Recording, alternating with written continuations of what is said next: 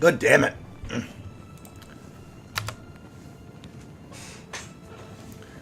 So I was just like looking at artifacts here, right? And I still cannot believe that there's no Dawnbreaker in Oblivion. Dude. That's nuts to me. No Dawnbreaker in Oblivion. That's wild. It's the Ring of the Khajiit.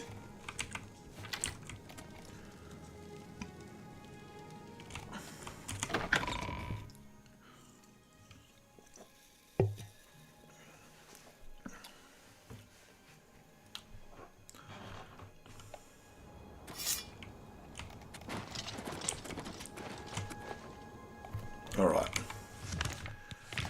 Let's go to Shaden Hall.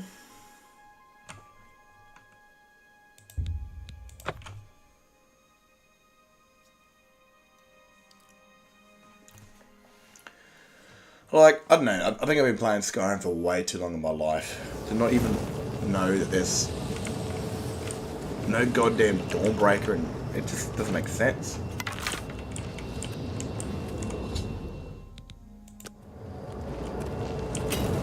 I'd advise you to keep your distance from that accursed portal.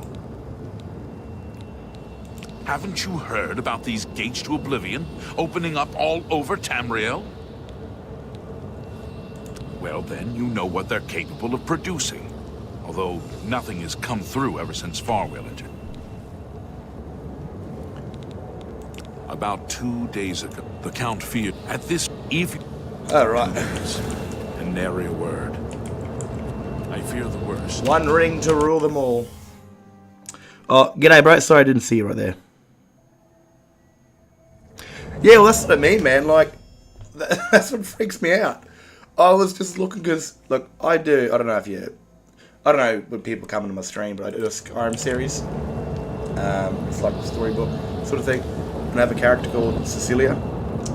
And she is from the Oblivion Crisis sort of timeline, and she fought with the Crusader, and I've always thought about having her mention like Dawnbreaker, but not realising that, funny enough, it's actually not there. But again, I can still somehow work that into it. I mean, Sky Oblivion, Sky Wind. Let me look here. Yeah, look, Goldbrand is beautiful, and I gotta reintroduce that because Cecilia has Goldbrand on her. And in Skyrim, at least the mod, very beautiful. Like this golden katana with like flames coming out of it. That shit is sick. But yeah, like no Dawnbreaker. I could definitely work that in the story somehow. It being a champion of Meridia from some other place or whatever that already has it. Because again, I don't know anything about the Ring of the Khajiit.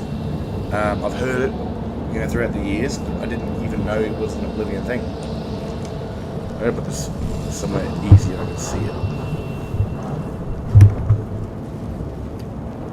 Where am I going? Yeah, I mean, I didn't know that, man. I'm so disappointed because I would love to just use Dawnbreaker, but again, comes Oblivion. Boom. She's actually an assassin. I mean, I don't know, man. I mean, hardly having one dagger or one sword kind of sucks in Oblivion, and that's what I mean. I can't wait. Let's go Oblivion.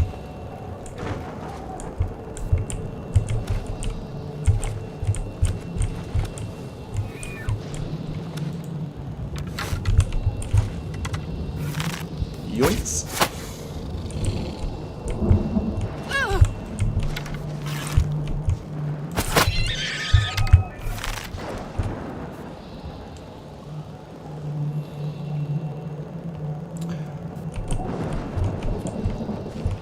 I did look at the stats of the Ring of the Khajiit, and I don't think I really care too much about it, eh?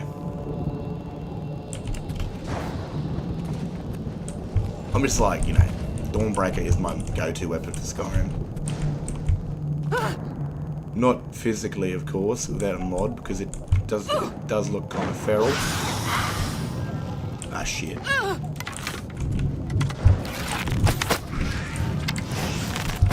You're a big boy.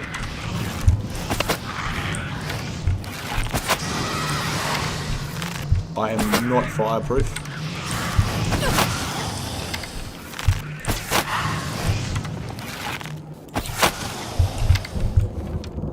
See, even in Oblivion, these guys don't blow up. Who stole his shoes? That's a bit rude.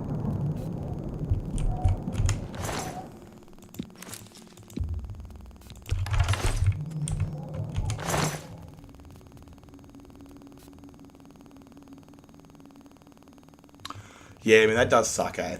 But that's what I mean, this is why this right here, this remaster is so beautiful. I mean, I'm never going to be against this, because PlayStation, Xbox, and PC. I mean, people that never got to experience playing Oblivion on its potato-looking setup in 2006 can now come back and play Oblivion how it is, with a very beautiful look. I mean, that's friggin' amazing. This is amazing. But I think definitely Oblivion will be the ultimate Oblivion go-to, unfortunately for Skyrim players, PC players, because you'll have the Skyrim features like dual wielding, even shouting. Like, you know how cool that's going to be, man? I've already created a character for the arena based off like an exiled or a runaway greybeard that ends up in Cyrodiil and uses their powers, you know, of peace that they were taught growing up as a kid, and uses it for fame and glory. Like, being able to use shouts like in Oblivion, dude, it's gonna be mad.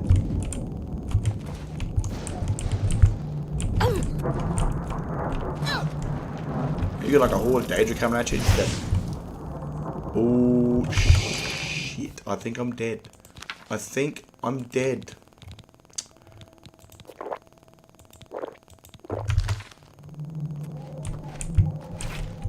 That was a pubic hair. A pubic hair from death. My absolute goodness.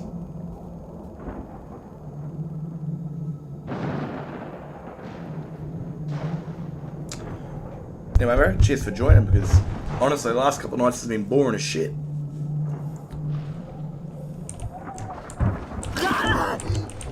Rude.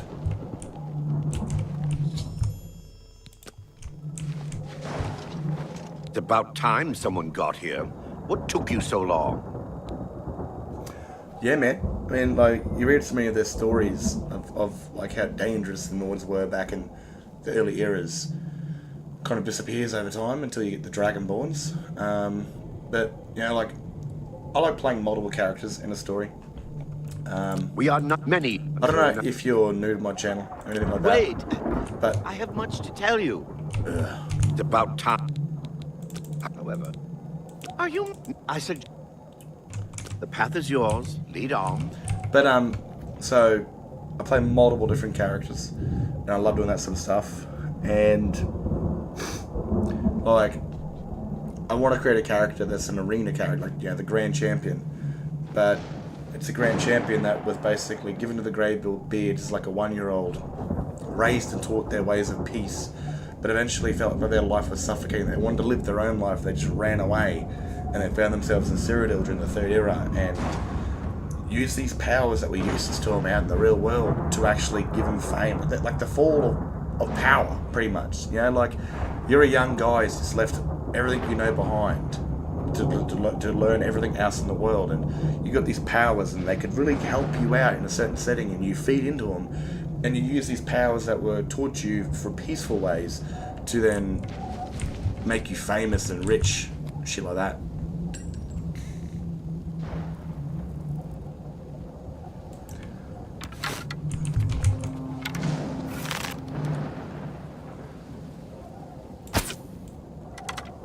Oh, I'm so disappointed in that. Oh, come on. This is hurting my feelings.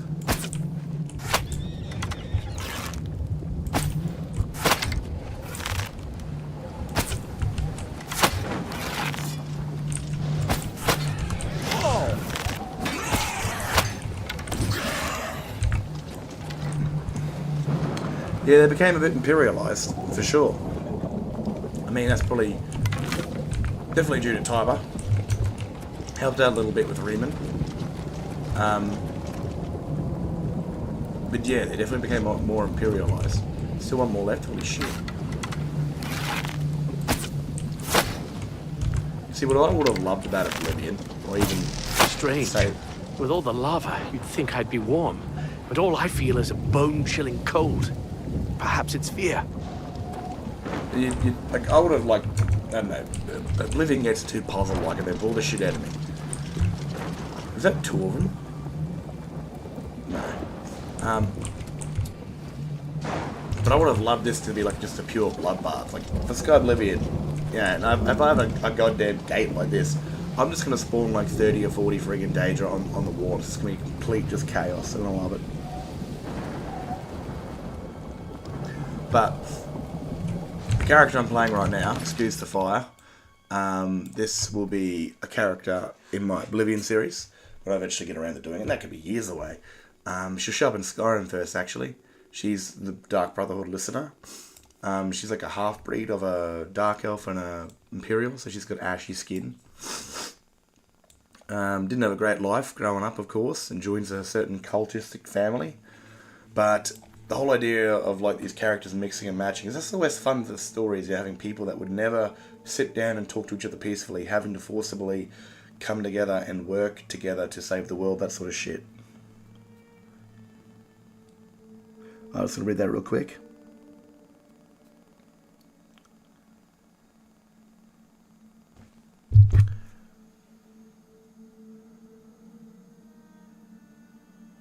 Yeah, well, I mean, that fight with the Chimer and the Dwemer is what created the Greybeards.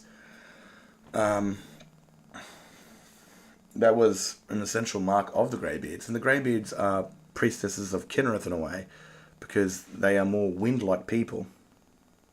But, so, anyway, this character is going to be the assassin character that joins onto the team, because the whole idea, like, Sithis demands that the listener joins this crusader and these other guild characters and champions of the Daedra and other people that follow to crusade around Cyrodiil, shutting down gates. And along the way, obviously, this is a cutthroat. You know, this is someone you don't want to be sitting around with because they're a murderer that enjoys what they do. And she'll warm up eventually over time, kind of that sort of thing. And the whole idea of her story is that she becomes a bit friendly with the team, you know, and that's like any walk of life. And I mean, I fucking hate the new generation in the world where it's, if you don't believe in what I believe, you're my enemy. It's very Star Wars like, you know, if you're not with me, you're my enemy. And what people don't realise is that when struggle happens, it's the people that do not agree on anything that make the best of friends. Because it's no longer about thoughts, it's about life. But, like, she'll eventually, you know, the Brotherhood will realise how soft she's gotten, and they might chuck her in a cage eventually, and 200 years later she wakes up and, well, gets out and might go on a crusade to kill the Dark Brotherhood, where she's found by the Skyrim cast. That sort of shit. But, again, I just thought it'd be kind of cool, because I played, when I first did this, was the Crusader. And that was brutal, man. I was always running out of stamina and getting bullied. This is easy mode. I mean, this is like, I can definitely see the whole stealth archer thing being a bit of a laugh, because I barely died.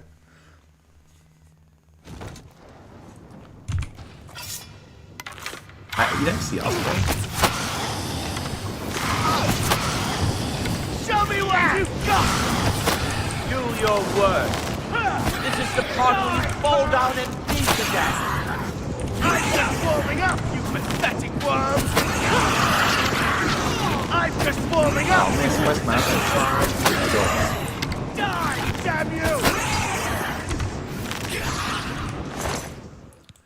I'm a much higher level than I think that I ever got on the Crusader 2, because I was normally fighting the scampi little pricks.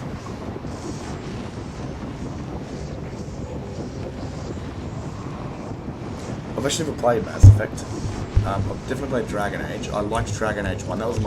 That's my favourite game. Like, I loved how you could start the game. There's different people, different roles. After Dragon Age Origins, I just think it went to shit, especially with the last game. And I might sound controversial here, but having someone on that field of being that doesn't believe what gender they are direct the game, If you can't make up your mind of whatever is, what gender you are, then what the fuck do you put in charge of a game? Keep your fantasies to yourself, and then, like, honestly, man, I don't agree with you. Unfortunately, Dragon Age has gone to the shit. I don't want to get all political, that sort of crap, because at the end of the day, I'm just a pretty raw Australian. People are happy living their lives, and that's great. I mean, I'm not going to tell someone that believes they're female. I'm not going to say you're not a female. I believe they're not. But if they're living a happy life and they're not trying to get everyone's shit, then who gives a fuck? But Origins was their best game. I actually played Origins before I ever played Elder Scrolls. That was my sort of beginning game into the sort of open world fantasy genre. And my first game was Legends of Zelda: Ocarina of Time. But yeah, I loved Origins, man. That was their best game, and they just kind of went to shit down the line.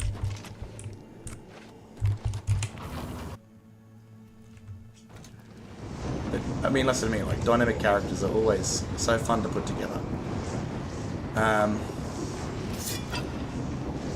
They're the best characters. Characters, that would probably try and kill each other on a normal day, and then during struggle have to get along, have to fight together, and that sort of stuff. Why are you picking on these? That's the best you can do. They're the ones attacking.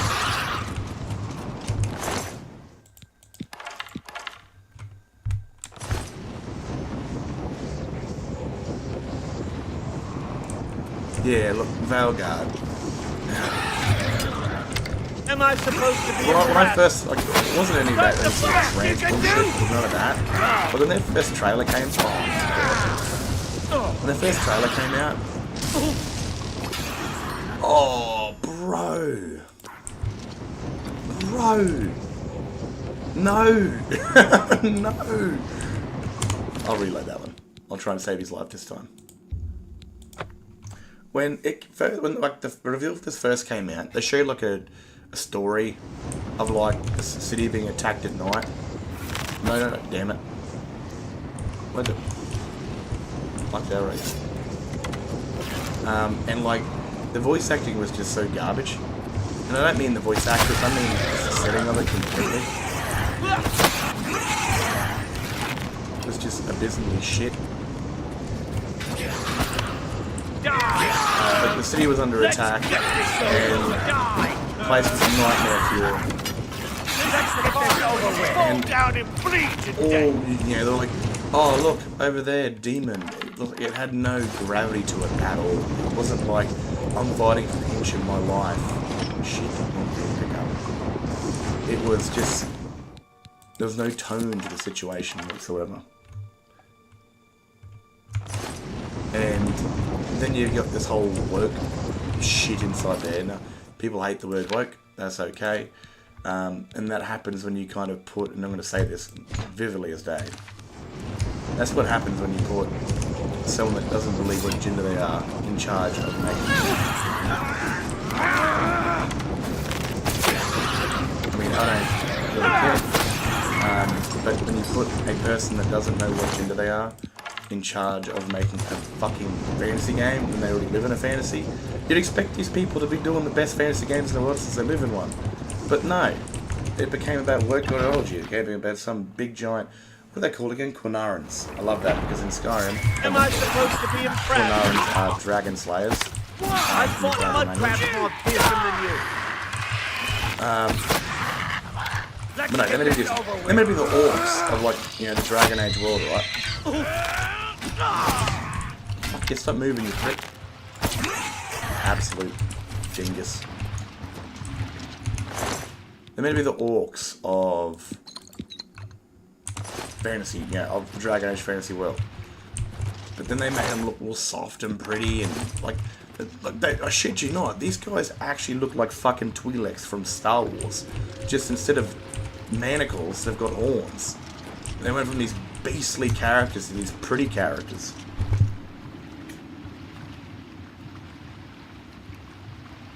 But yeah, and then you got this character where they're a What are they? Fucking a non-binary character. And it's like, you can't call me a woman, but every single opportunity that character fucking can, they're calling someone else a name they don't want to be called. Like the vampire dude.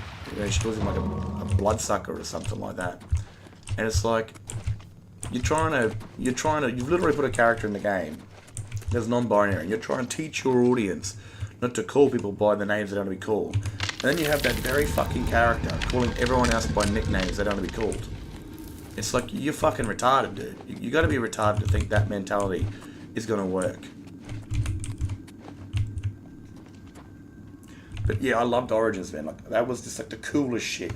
I mean, I loved the personal impact of the story of that character you chose. So my very first one was a noble human warrior, and then yeah, you live in your life, and when I say work, I don't mean gay or lesbian. I've got no issues at all with people that like the same sort of people. You had the very option when you started the game to either have sex with the bloke or his sister, no matter what gender you were. So relationships, regardless, did not matter. And this is before, well, probably before 2011, before it even became legalized in America. So you could still be gay or bisexual in those stories. And then down the line, whoever you slept with goes to open the door and catches an arrow to the throat and they die. And then your father's best friend has betrayed you and killed your father and your mother and have gone to kill... Show me what you got! What the fuck would you come to?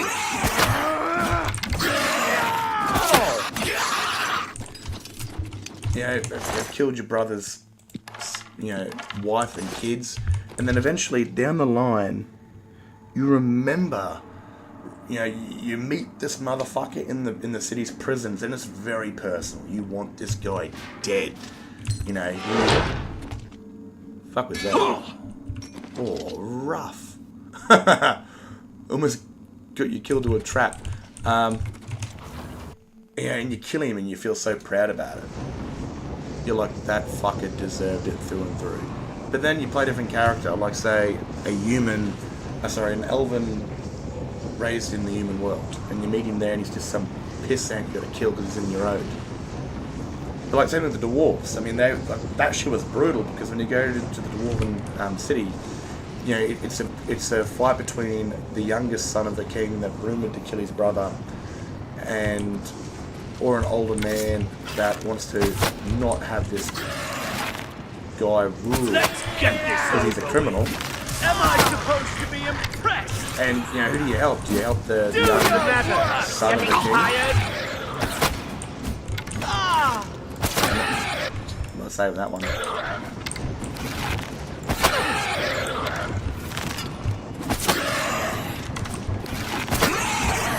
I'm gonna need to help these other towers out. These guys bro, how are you still alive, bro?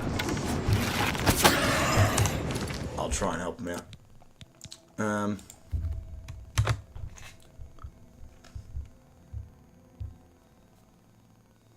As for me, man, I mean, like, you're in a day and age back then where games weren't making gay video characters, you know, at all. Well, they probably were, but yeah, the ability to straight off the bat from the human noble to sleep with a man if you're a man, or sleep with a woman if you're a woman. Then you have the two bisexual characters, the assassin, who I straight up murked whenever I met him because I thought he was an enemy. I didn't know you could actually recruit him. I'm straight up, I don't think about things. I just kill things if they're in my road. And then you've got Liliana, who's got a beautiful voice. And she's a ginger, so everyone loves that sort of shit. You know, you could be this character. You could be bisexual. You could be gay. You could be lesbian. You fucking, it didn't matter. And that game was perfect. And like, go back to the whole dwarven thing all of a sudden. So, as the dwarven royalty, if you pick the dwarven royalty, you become the third son to the king. And so your brother is killed and you survive. So when you go to the dwarven city to get them to join you, it's now very personal that this younger brother of yours tried to kill you, and you are willing to throw away the line because you're a Grey Warden, you've got no political rights anymore. You know, you're like a Jedi all of a sudden, unless you're the bastard son of the king. And, you know, like, oh, dude, it was so personal to stop him because he tried to kill you and he killed your older brother. And you're willing to throw away your entire bloodline to rule the Dwarven Keep if he doesn't get it because he's a narcissistic, crazy little cunt that tried to kill you. And I love the whole personal impact of these stories on certain characters. And you meet them on a different one, and they're just someone in the road. I love that, man. Dragon Age Origins was such an amazing game. And then they just fucking flopped it. I did play Inquisition, but I never truly I got into it. And funny enough, I mean, these guys were feeding of each other, both Bethesda and BioWare. So you had BioWare being like, oh, we made Inquisition inspired from open world Skyrim. And then Fallout 4 comes along and it's a fucking BioWare game with a pre-built character, with an action role-playing game called Nor or Nate, and you've got dialogue wheels, you've got consequential characters. I mean, these two just kept dripping off each other, but they lost their magic somehow. I don't know how or why, but they just lost their magic.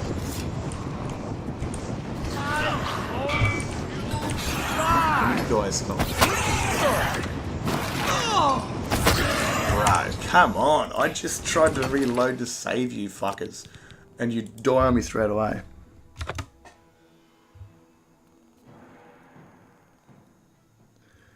I don't know who Diane is. I don't know. And like I said, never got into it too much.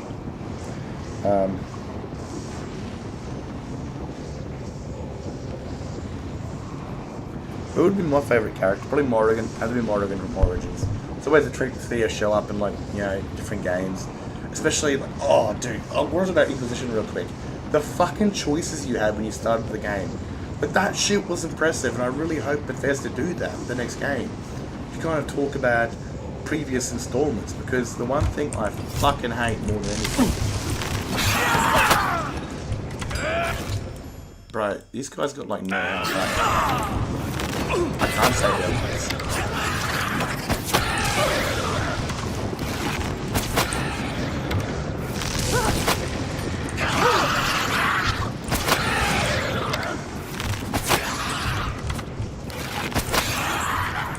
Oh god, these guys are amazing.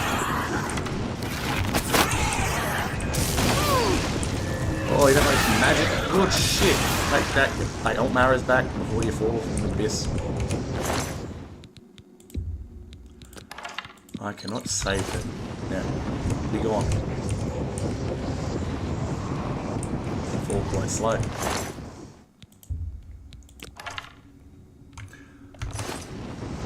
I think I played Dragon Age Origins when I was probably like 12 or 13, man. I fell in love with Morrigan. When she disappeared, that broke my heart. But there was a DLC I couldn't play because my game was bugged. So I couldn't go and re-find her.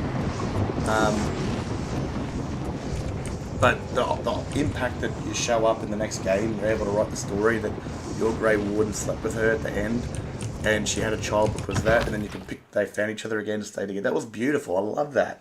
How Morrigan became human. Like, I mean, that's the thing, Morrigan was raised as a witch by a witch that was destined to replace her and take her body. And she's kind of cold and very narcissistic when you meet her, but you can warm her up, becoming a lot more human, a lot better of a person. But at the end of the day, she still has to do what she has to do to survive, or to help you survive, by taking the power of the archdemon into her womb, pretty much. I love that sort of dynamic of her character blending with the group, with the party. I mean, that was, I mean, that's a lot of the reason why I do on YouTube. If you go on my channel, you'll see that I do probably 80 hours of content of this Dragonborn's team with the Companion's character, the Archmage of the College, the Thieves Guild, Nightingale, a vampire, a werewolf, and amongst other people. I like the whole putting them together and making the story. And they start off as just these pallets of paint, and then blending them and watching their paint change over time. And this is what this one's going to be. Camille. Half-breed between a dark elf and an imperial. Abandoned by her father in Cyrodiil after her mother dies. Grows up on the street. Is picked on by a beggar for being a half-caste, and then kills him and runs away on the guards chaser. Wakes up under somewhere safe, and then some creepy dude with a black hood smiling at her. I welcome you into my new family. Okay, my name is... I'm bought in the name. Fair enough.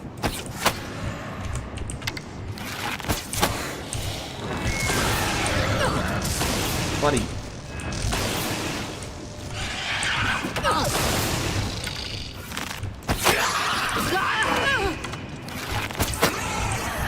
Oh, damn it.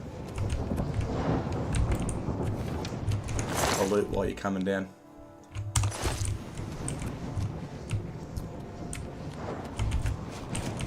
You're fast, my friend. You are fast.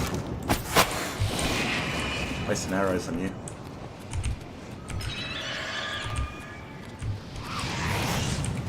Where's your bloody master at?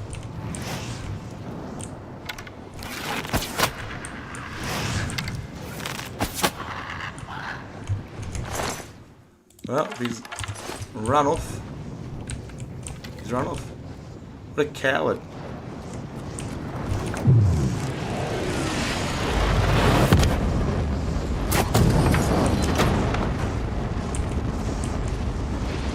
Yeah, I do like, I don't know, I like creating a character, you know, starting them off and then watching them grow over time. And that's, I mean, everyone loves that shit. It's not fucking new. But tearing it from just some fictional character to something people believe, you know, has some sort of resemblance to their lives. It's always a meaningful thing when it changes people and stuff like that. Well, mate, your mate died, okay? He's fucking dead. You've done it! I tried to save him And it's a times, sad... I'll stay. but he's cooked. Count Indris Absolutely is waiting. fucking cooked. I wish I would have played a bit more of Inquisition because, like I said beforehand, I love the way the game started. I mean, it asks you a bunch of questions on previous installments of the things that you picked. You know, stories that, like, you know, if you chose to kill Liliana, even though she still shows up, which is weird.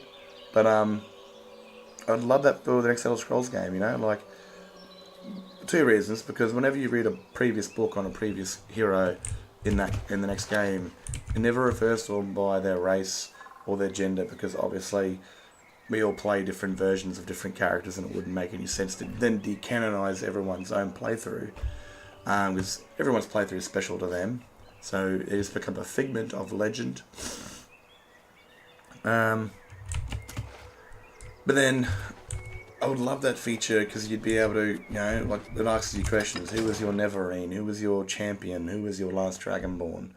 And then the books in-game could reference who your characters were. You know, Children are starving. were they Please help. a Dark Elven male? Things like I that. don't have time for you. And then, like, the occasional thing, especially with Skyrim having multiple endings. Say, for example, there's a final battle and the game takes place in Hammerfell and Skyrim comes to help you, and it's either the Empire that shows up or it's the Stormcloaks. Or maybe you chose to join the vampires as the last Dragonborn. And sometimes Ariel's bow is in the possession of Harkon's tribe or whatever. And sometimes every randomly, so once a week or twice a week, you might find you'll wake up to a blood sun. But I honestly don't think that even bother to put the canonization of the vampires in there. I'll get fucking charged for going there, won't I? 6 AM. Oh, 2 hours. I'm gonna risk it.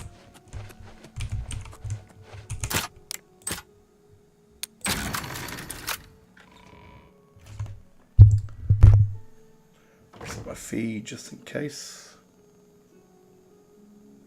I mean, dude, I'm telling you right now, I've lost so much of what you were writing beforehand because YouTube wasn't updating.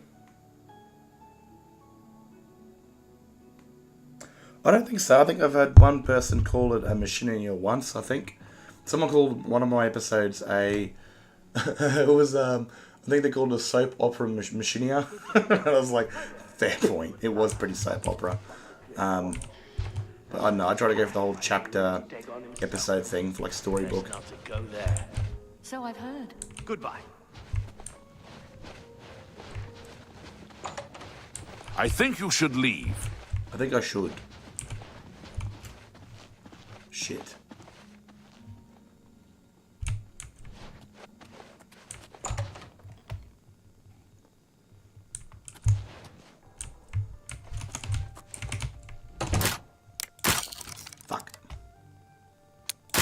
Fuck yeah.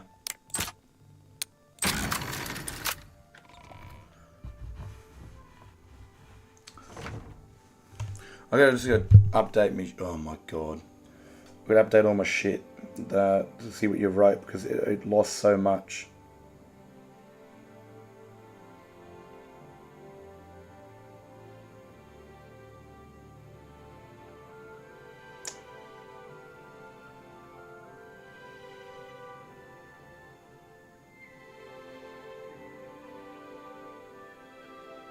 Yeah, look, I never got to play the DLCs for it. I'm just checking this one of those other comments.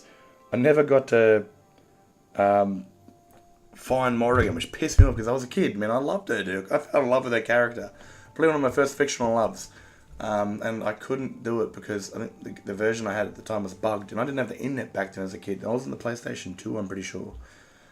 So, I couldn't update fixes. Oh, he's coming out. Is he coming out? Or is he pissing off somewhere else? I couldn't kill this guy in one hit. It's all over, lawbreaker. That's too bad. Okay. That sucks.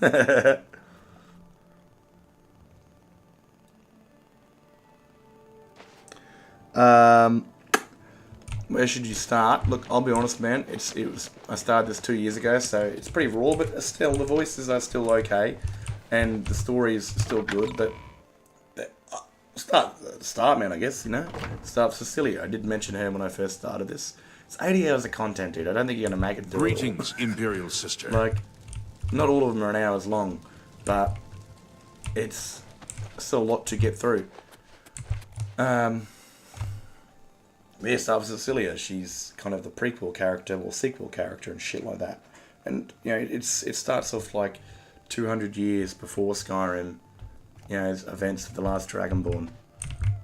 Or you could watch the episode, just like watching Star Wars in a way, you know? You could meet all these characters and be like, who the fuck are they? And then finish the episodes, there's like 18 of them at the moment, and then roll all the way back and get to learn who they are. It's like, you know, you meet Darth Vader and then episode 1, 2, and 3 come out, and then you get to learn who he was before all that. Could be interesting or dynamic, I don't know. I do want to redo them again one day, make them cleaner, remove the Women of the North, and remove some of the unnecessary characters that I did for the chapters.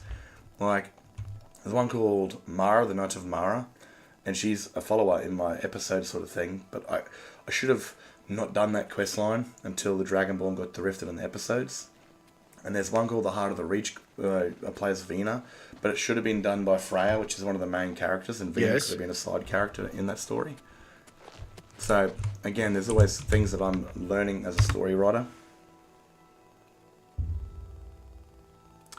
But I would suggest, maybe, I don't know, man, if you like backstory over anything else, there's a lot there to start with.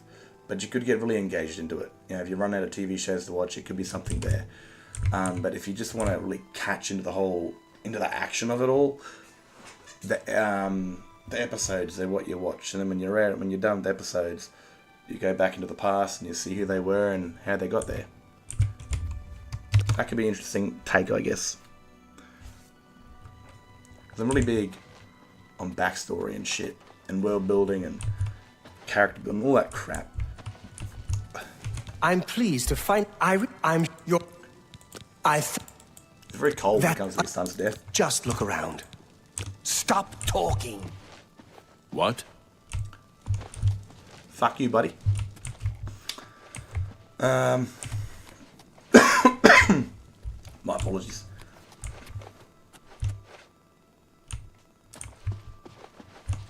I'm sorry. Oh, you're sorry now. That's nice. I will not forget your since I'm through talking to you. Yeah.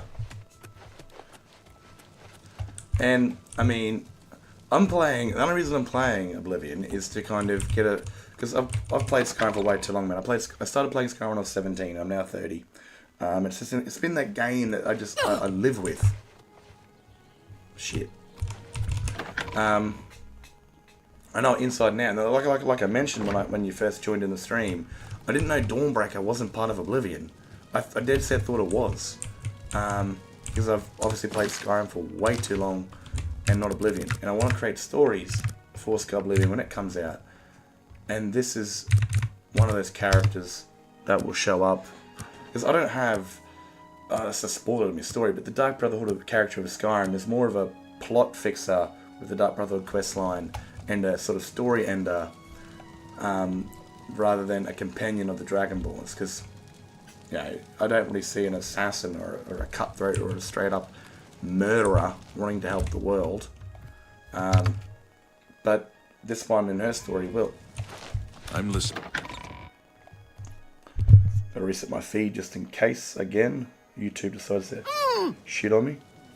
Bro, I thought it was nighttime. Fuck's sakes.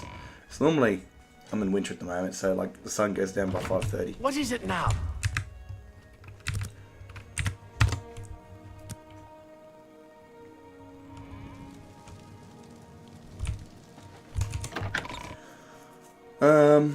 What else was I thinking? There's a lot there. I mean, I'm even going to have this character show up in my story down the line when the Dragonborn's team moves out of Solitude and heads kind of into the Reach, then into Felcreath. There's a word of power there, and I like the whole dynamic of that because the Contractor, who's the character for the Dark Brotherhood in my Skyrim series, he kind of starts his journey off in the Felcreath Sanctuary, but then it gets destroyed eventually, and the Dragonborn needs to find words of power. She has a vision of one, and it pretty much walks her into the old Felcreath Sanctuary, where if she walked in there, you know, long before, she would have been killed by a bunch of murderers. But she walks down there into this place after it's been sacked, and she finds the word of power there. And this is where she's going to find this lovely young old lady.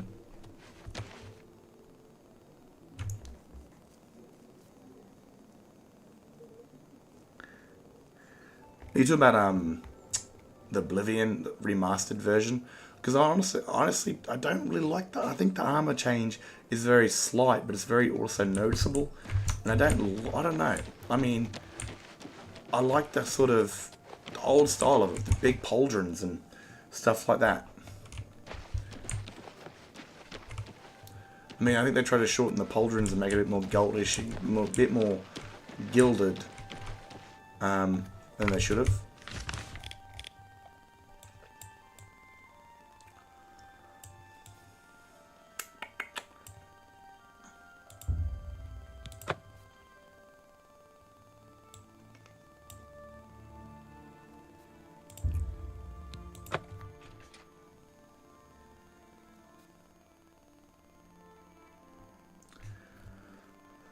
Yeah, they made the diamond smaller too, for some reason. I mean, it's going to be big and grand on the Crusader. I'm only seeing it through like the Skyrim version, because I took a lot of screenshots with the... I don't know, man. I mean, even the creation kit one was shit, because it's changed over time, I've noticed. When I first got it, it was in the hand of two bandits, and that pissed me off so much, because with the trouble you need to go through to actually wear the fucking armor in this, and then you've got two potentially murderous, thieving rapists wearing the armor with no problems whatsoever. But, yeah, they've changed it definitely over time, for sure, because I noticed the bandits are dead when you meet them. They're being killed by the other bandits for trying to be good or some shit. The weapon, I don't actually like, because the sword doesn't look like the Crusader's sword. The shield looks fucking gross. The shield looks like an apprentice blacksmith made it, or an apprentice carpenter made it.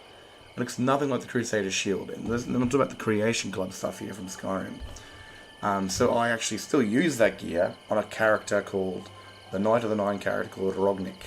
He's like a father figure to the Dragonborn. So he uses a sword and he uses a shield because they look nothing alike the actual Crusader's gear. And I use the reforged Crusader's armor because it looks more like a Knight of the Nine armor.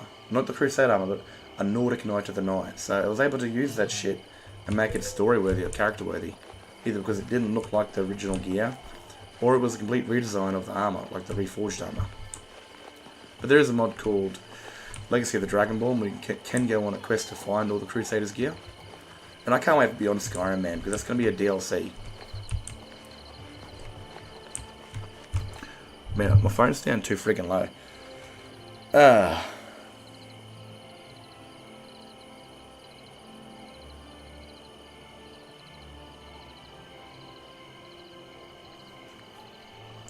I'm interested to see what happens with Oblivion's take on it.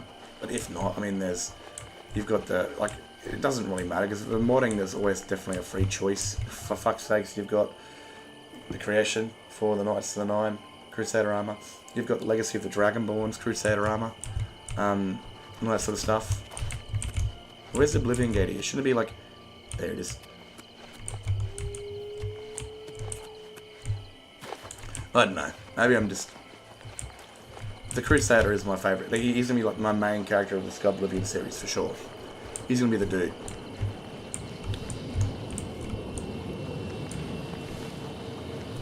But you know what I really want to see?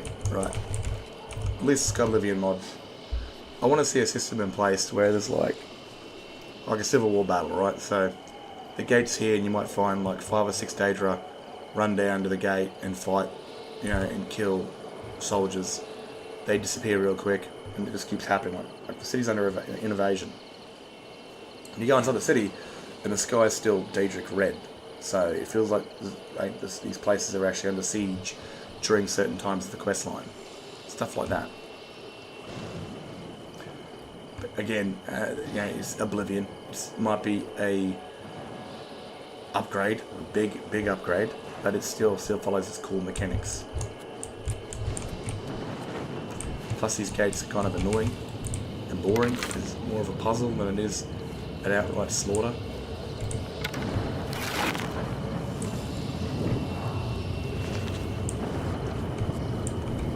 It's pretty good at swallowing his little bar. There he is. He's bled off the stone, that dude.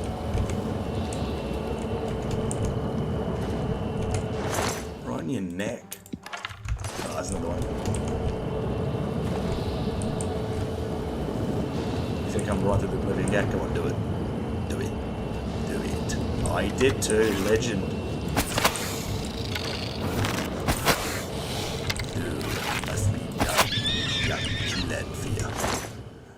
Hesitate to show no mercy. Oh, another one. Fuck.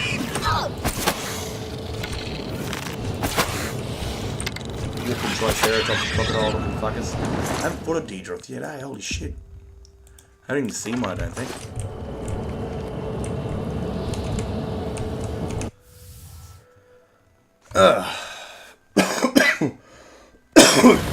Pardon myself. Man.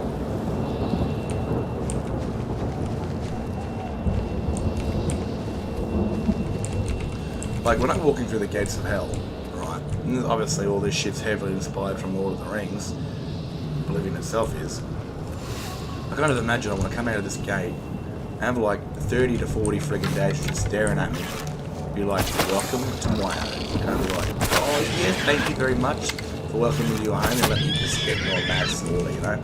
I love big battles, I love that shit. It's so fun. I'd rather just be like a massive like bloodbath from there to there. You know, instead of having to go through different friggin' gates, different puzzles and shit. This place shouldn't be quiet. It should be an absolute bloodbath. And the Western Arrow.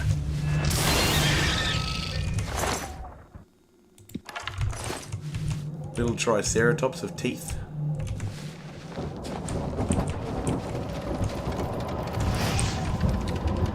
And I didn't realise this game, right? It's been a long time since I got into it, but yeah, fucking, these guys have anti-air turrets and landmines and shit, like, that's some advanced stuff.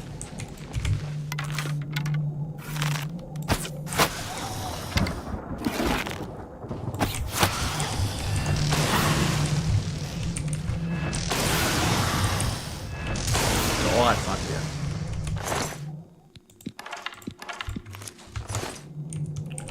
Like landmines. I mean, I always know about the poisonous flowers that, you know, and the spiky grass and all the whips and shit.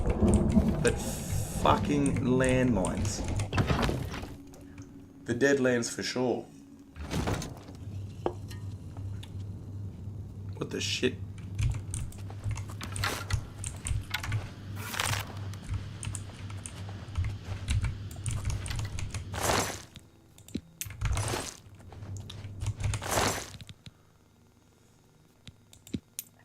Some poor bugger.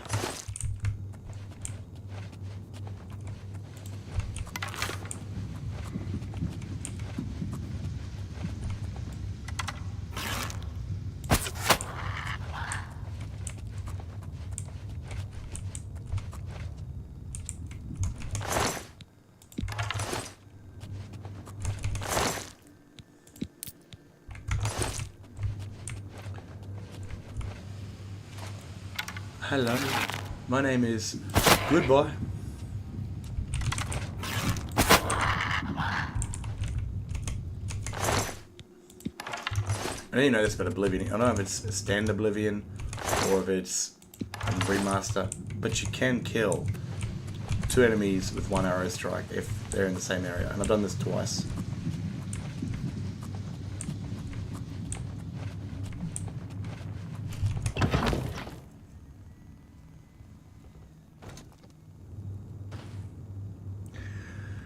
Yeah, I've only played Rigmore of Skyrim. That was a beautifully designed quest, man. Like, that guy went through some next level shit. And then he did Rigmore of Cyrodiil, and he's done a lot of like, he did a lot of that work on his own, dude. And I felt the quest very personalized, very beautiful. I mean, it'll, you know, like, I think she's like a 19-year-old girl. It looks like Ellie from like The Last of Us, which is a bit suspect. But very beautiful, personalized quest. I really liked it. Could be a bit of an inspiration of why I started my own story. Wouldn't fit into anything that I do, but I haven't played the serial one yet, though.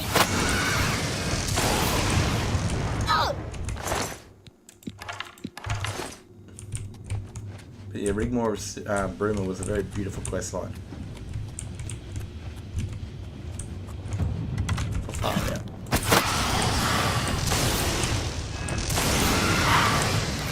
I gotta get a fucking keyboard that doesn't sound mechanical as shit.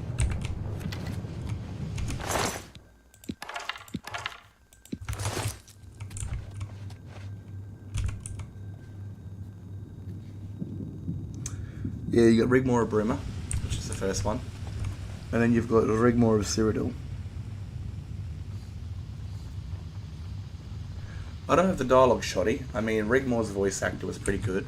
Which I haven't even searched up who that is. Some of the other voices might be an update or fixed by then, but you're like a new child character.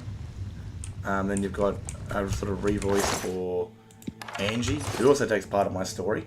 The Nord living on the mountain.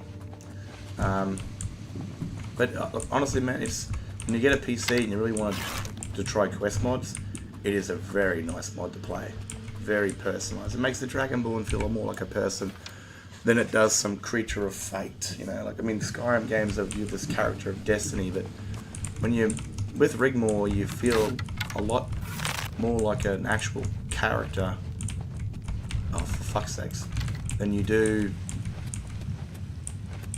just dragon killing creature of fate. Gotta go up. There we go. Up. Hopefully this is the place we need to go to. Yeah, I mean, that sucks ass.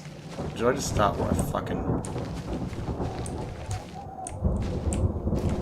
Yeah, like Todd Howard's talked about this when it came to Starfield, that it went from 3 gigabytes to like 300 gigabytes. And he said the reason they didn't change this was because they didn't want everyone to lose their mods. But honestly, could you not fucking fix that by having a preset save file of the mods you've got installed, and then when you do this update and removes everyone's mods, it re-downloads those mods? Now, sure, some of those mods might no longer be available, but could they not figure out a way to fix that? Because 3 gigabytes is very limited compared to unlimited, like 300 gigabytes. That's fucking nuts. There's not even a word for it, how big that jumps into perspective. It's nuts. I think as a developer, I'd rather people lose the current mods they have in place of that they could download a shit ton more mods and really get deep into Skyrim modding. Because modding is what's made Bethesda, and you can obviously tell that by their console mods. And even the PlayStation mods, man. Like, I didn't know this, but recently these guys have started using custom assets for their PlayStation mods. Like, I'm seeing people running around with custom modded swords and armors and quest mods. Even though that wasn't part of the Sony's deal. That mods could only be Bethesda quality. There was no custom assets in it whatsoever. Without modding, Bethesda wouldn't be what they are today. Sure, they've made some beautiful games, but like any game, they run out of steam eventually. But mods, they give you that ability to keep playing. There's replayability, and there's infoplayability, and that's what modding has for Bethesda.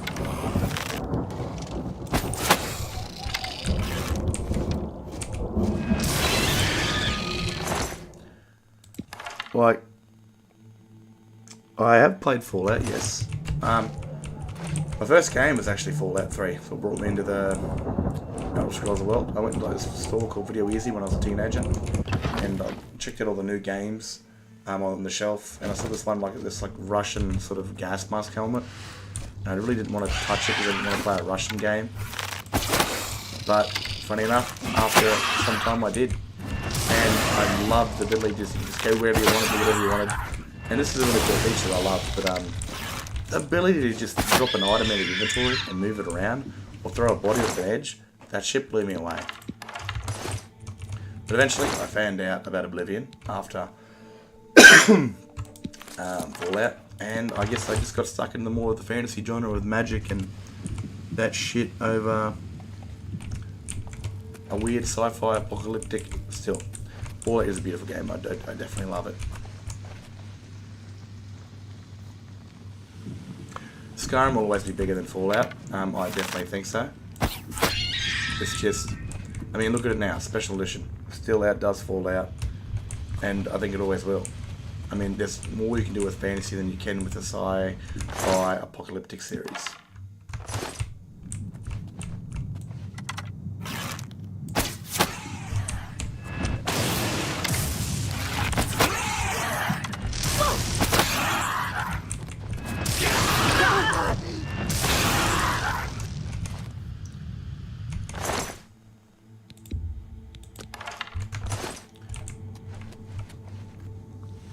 Skyrim's definitely a bigger game than what Fallout will be.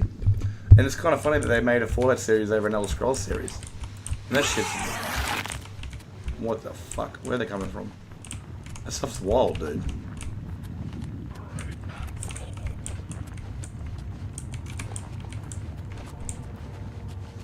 Well, they could do a lot with the Elder Scrolls IP when it comes to media.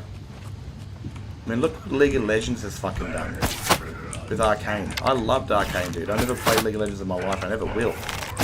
It's not my jam.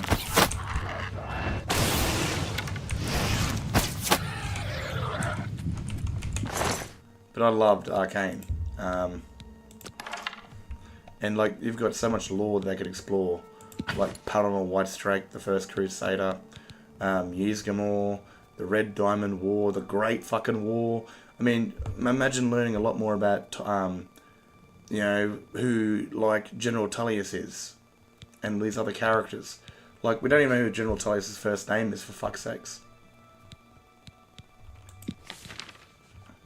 Potion of Personality. Every transgender player needs this. Fuck, I'm gonna get booted for that one. Yeah, I am an Australian. I can change my accent so if you want. I can go American if you need to. A bit English, yeah, if you want. I'm trying to make a Scottish accent recently, but I end up sounding somewhat Scouse. I think with the Scouse accent, you need to get the dirty side of like swearing a lot. And lucky enough for me, I'm an Australian, and swearing is our second language.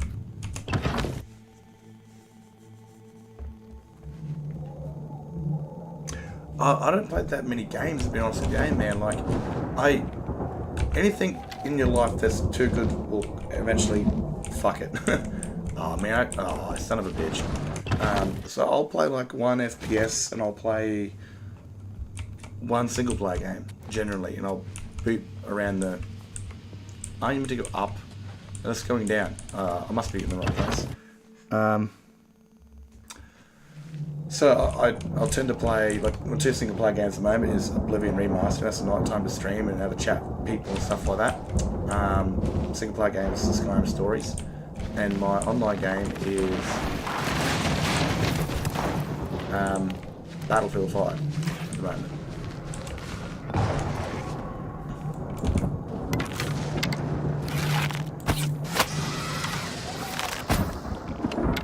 At the time, anything in life that's good for you, too much of a good thing can be a bad thing.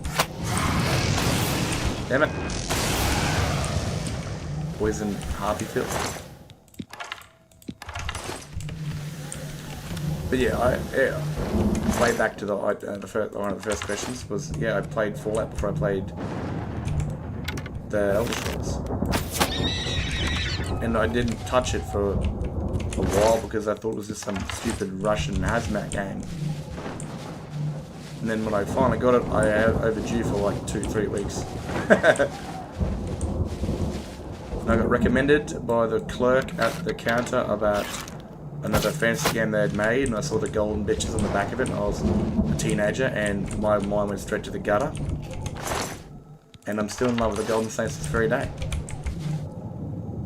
But yeah, like, honestly, I don't know why I haven't done this. I mean, they could do it in animation style for sure. It'd definitely take longer. But, I mean, games are kind of in that fantasy animation world where animation will always capture your heart a lot more, right? You can't play live action games, but animation can always capture your heart, oh my god, over what live action can. And if they did animated movies or shows, they could explore 10 years past. So like characters that are already seriously defined, like start off with Ysgramor in Atmora, and have a series of movies that have him going from Atmora to Skyrim, back to Atmora, then back to Skyrim, and, you know, Palinor Whitestrake, or Riemann Cyrodiil, or Tiber Septim, for fuck's sakes. I mean, you can learn so much about these characters, and then even the wars, like the Red Diamond War with Patana Septim, and then obviously the Great War, and you can see some familiar characters, like even like a young Legate Rico, who's like a captain in the Legion during this time, and a maybe General Tullius, who could still be a general at that time, and maybe he's got children that are all killed in the war, and that's why he's on his own. There's so much shit to explore there, you know, with characters and stuff like that. Now with animation, you bring the voice actors back, like you can bring him back. And I remember, like, this is a bit of a funny thing. I remember, more than a decade ago, with the girlfriend that I had at the time, I'm watching Team Wolf with her, and I pick up 2 Skyrim voice actors. I pick up the general voice. I pick up 2 voice actors. One of them, General Tullius, and one of them is the male soldier voice line you hear from the Imperial soldiers a lot. And I'm doing that friggin' Michelangelo. No, what is his name? DiCaprio meme where he's pointing at the screen, you know, with the chick I'm dating, because I hear the werewolf come in. He's a blind alpha werewolf, and he speaks, and I point at the screen going, "That's the male soldier." And she's like, "What?" And I was like, "Skyrim." And then when I heard General Tullius rock up, who's like the grandfather of like the wolf's girlfriend, I was like, "Holy fuck, that's Tullius." I don't know, man. Every time I hear a voice now in like a media, I instantly jump to the Skyrim voice actors. Like, has anyone watched the new Blood of Zeus stuff? There's this like great grandmother, or she's like the great god grandmother or some shit, and she's like the Titan's mother or something. That's actually the voice of Meridia. Where the fuck am I going?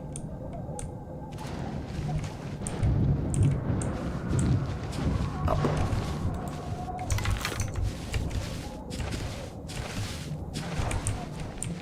So many different voice actors, especially I didn't realise this, but I'm a big fan of Legends of Korra, and so the light spirit that gives the Avatar their powers was voiced by a Skyrim voice actor. And these came in around the same sort of time too. I'm gonna be honest with you guys, thank fuck for using around and talking shit, because I hate these Oblivion gates, and talking shit while not going up with this is like a good thing, because fuck, they bore the crap out of me. Hela. No, if you listen to Hela's voice, she's actually Meridia's voice, and they, again, same sort of character. a sort of very prominent godly being that's kind of very assertive and power. You know, like Meridia is very, worship me, mortal, and this Halo chick is very much the same to Meridia.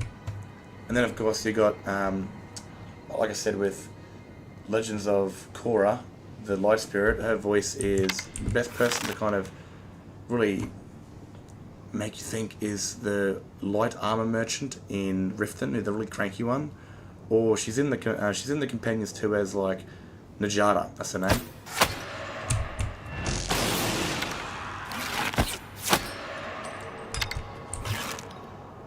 Give her the gap. No, collision.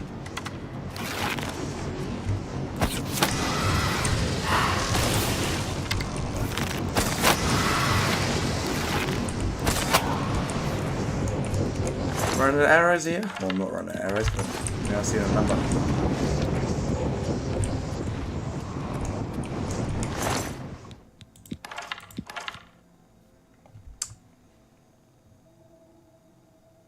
No, not Hera. Hera is the wife of Zeus, isn't it? This is like in end of season 1 or 2, but she's like the god of gods. Like I don't know much about mythology of the Greeks or whatever, but basically in this show at least, the Titans, he ate all his children, and eventually Zeus rises up and stops him, imprisons him, with the help of Zeus's mother. The Titan King's mother. Solid gold, holy shit. That's the voice of Meridia in Skyrim. But yeah, sometimes you will actually... I'm pretty sure Hera might actually be in it. Because I'm pretty sure she might be Maven. Because Maven Blackbriar is one of the most unique voices in all of Skyrim. She's the only NPC you're going to come across in the game that she's associated with a guild, but she's the only voice character who's unique amongst the typical populace of Skyrim.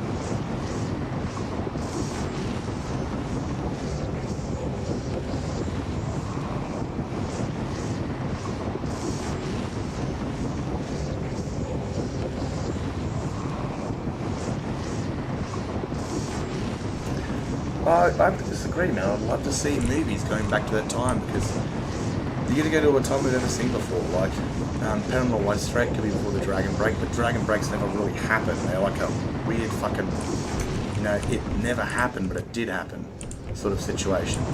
You go back to, you know, Panama White Straight's very interesting, because apparently it's from the future, because he calls out Reman's name, so he could be from Reman's time. It could be from Reman's time period, but he goes back to a time when there's Nedic slaves, because his armor is very advanced for any sort of human to wear during that time. And it's an interesting character because, like, well, you said with Dragon Age and the whole work slash, I don't know what the word was, but apparently Pamela Whitestrake was a gay man, because if you read his lore, it really heavily defines into that his lover was killed, and it never talks about her as a female, or it really heavily implies that the lover that was killed was actually a man. That's why he went on an absolute rage, you know, a mad homosexual rage, slaughtering elves because they kill his lover.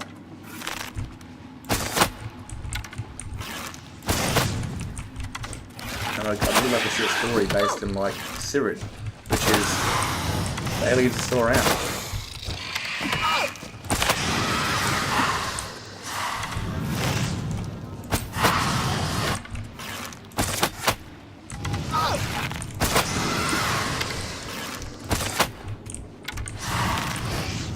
There's a bleed effect to it, eh? Nice.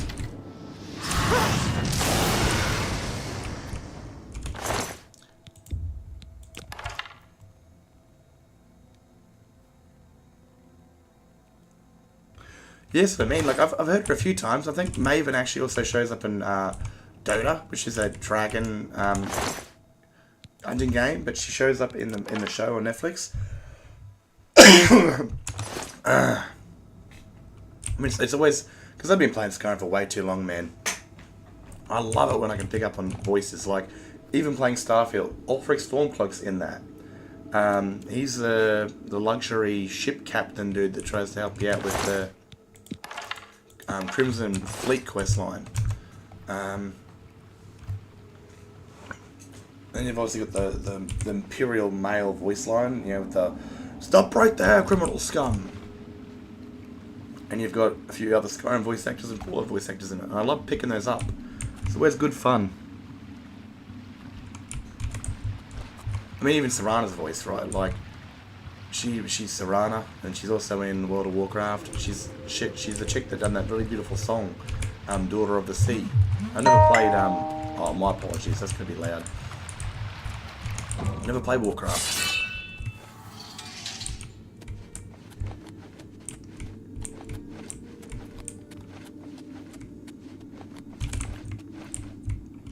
That'd be an awesome job becoming a voice actor. I mean, at the moment, I've got a really bad cold. Well, it's healing, but my throat is still messed up.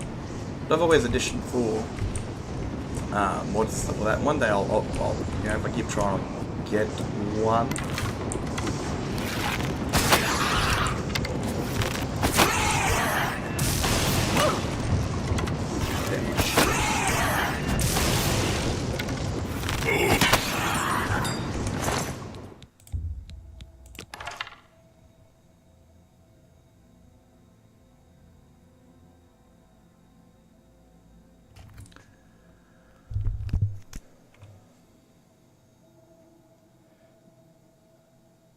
I don't know, man. I'd love to see just, I don't know, it'd be magical to go into Cyrodiil when it's covered in jungle and ruled by elves. You know, because we know, we know Cyrodiil for what it is in, you know, the games, but going back to a time where it's really different. It's Cyrid, human slavery. You might even give hints to it, like, time travel isn't an impossible thing. Oh, for fuck's sakes. I mean, it's not an impossible thing at all.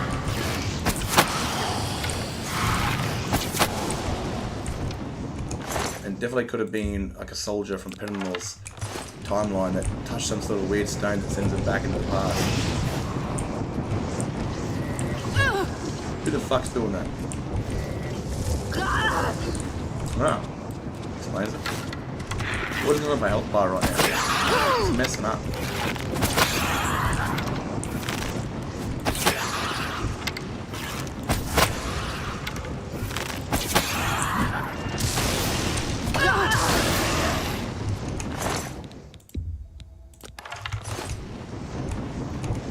Wait up.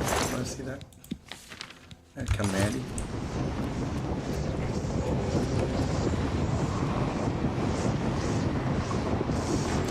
You don't want animated though, you'd want it like you know, like the Elder Scrolls Online animations. You wouldn't want that because it costs way too much. But how mad would it be seeing this dude over a different time, land, and then like try and help the slaves, falls in love with one of them, they get killed by the elves. He just goes on a genocidal rampage. Do or die. He does both of them. He does and dies.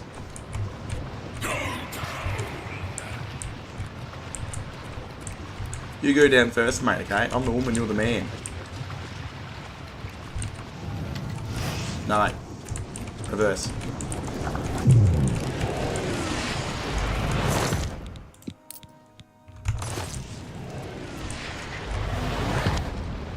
You failed your job. Fired. Can you get me out of here before I fucking die? That'd be nice.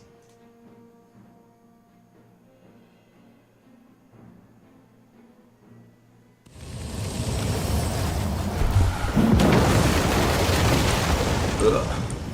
I mean, it'd say that he's ripped apart, right? But again, it could very well be.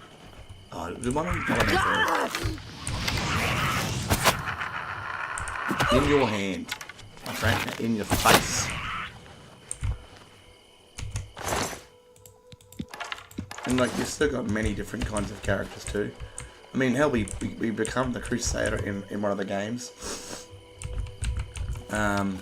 Yes, and like, we mentioned this in the past, like the Battle of Red Mountain with the Nords using the shouts against the Dwemer and the Chimer. You get to go back into a past and see the Nords and their most ruthless time of the first human kingdom, the first human empire. And then you get to see, again, the Chimer and the Dwemer of ancient races that we don't get to really get to see at all in the Elder Scrolls games. There's so much there they could just unearth and explore. And plus we get to meet a familiar character, Jurgen Windcaller. We know him as the founder of the Greybeards. But before that, he could have been an absolutely just a mad, ruthless bastard. That was just shouting motherfuckers off cliffs, just murdering people. And so there's always cool stories they could do with animation or live action where they could really explore Tamriel's past and significant events and wars and people and characters in movie format. I mean, I would, obviously do. I'm surprised they went into Fallout first. Maybe Fallout was a test to see if their gamers would really soak into their IPs when it changes, because like I said with Arcane, funny enough, you've got the main cast for Fallout, I forgot her name, Lucy, who voices Jinx in Arcane. I loved Arcane, dude, and that's a game I don't even fucking play, or ever will play. Dota games are not my thing, but I love when they can put these stories into format. Like, I don't think I'd ever do like a Cyrodiil. Honestly, that's what I do with my series on YouTube, that I do the whole story sort of thing where I make it like a storybook or like a show. But that's for me. Everyone else's Dragonborn, everyone else's Crusade is going to be different, or Champion's going to be different. But again, they can go in these areas or these characters that are already created and these time zones already created, but people haven't seen before, which would make it so much more interesting. I gotta get repair on my shit. But first, I need... Oh, Ampel's got a good place for that.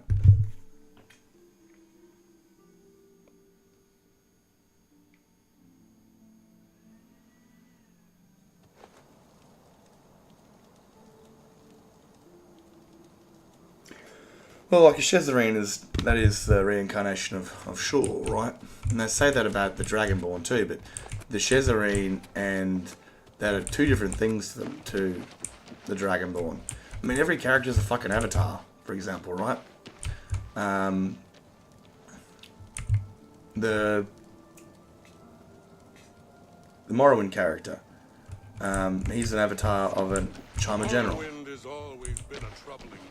And then you've got Oblivion, who becomes the avatar of Shar Gurath.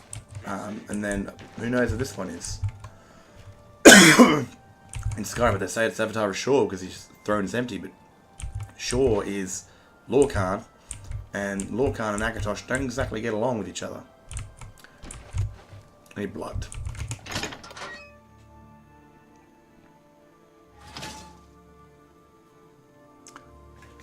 Well, you don't want it to, and that's the risk of it, but I mean, 10 years ago you didn't want anyone touching games and movies or shows, but they've started to really learn from their mistakes, and I truly believe if they spent the years doing these stories with the right writing teams, with the right sort of people, they could make Palinor Whitestrake this fucking absolutely mad character. I mean, imagine playing Oblivion again and seeing him, and then seeing his past, seeing the things he went through. You'd morely understand who the character was, and how they became what they became when you're talking to their ghost. Like, I don't know, man, that'd be awesome.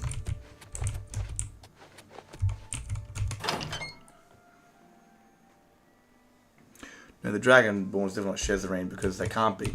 Because they're meant to be like an avatar of... I'm not sure they're meant to be an avatar, but they are a creature of Akatosh, and Akatosh and Shor aren't friends. Fuck. Little trick with the lockpicking on this game is to get the slow ones like that, not that one, because that one will fuck you up. Oh, and then I did it too late.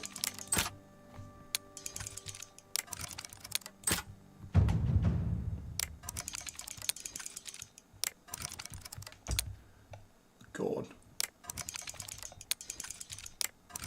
Wasn't too bad. That was good. That was alright. Damn it.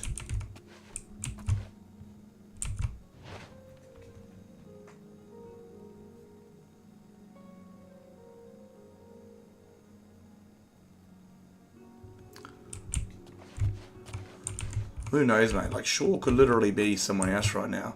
When we go to Sovngarde, he could be an avatar of someone else around Tamriel. Like, how crazy would it be for the next Elder Scrolls game to take place during the events of Skyrim? Because that way they get to dodge all the lore implications of who won Skyrim's war. We don't know because it's happening right now on the other side of... I can't use TFC as a console command because it doesn't work in this game.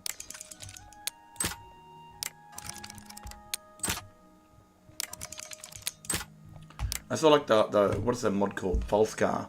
Because Falskar, there's an avatar of Shaw that sacrificed his heart to stop the place from turning to ice. Yes. Blood. Oh, cat blood.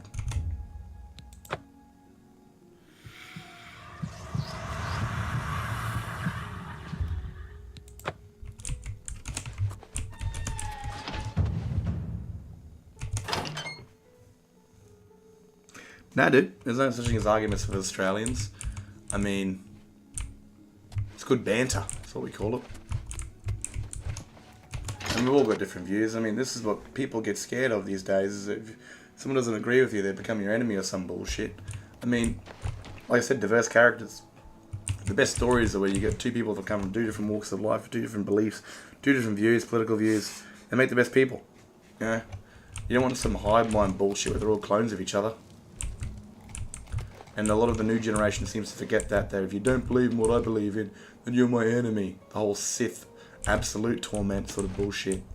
Where's the blacksmith here? I keep going to the wrong one because I keep thinking of Elder Scrolls Online. I haven't played that game in ages.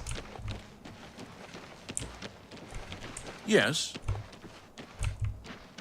It's actually my favourite city. That will do.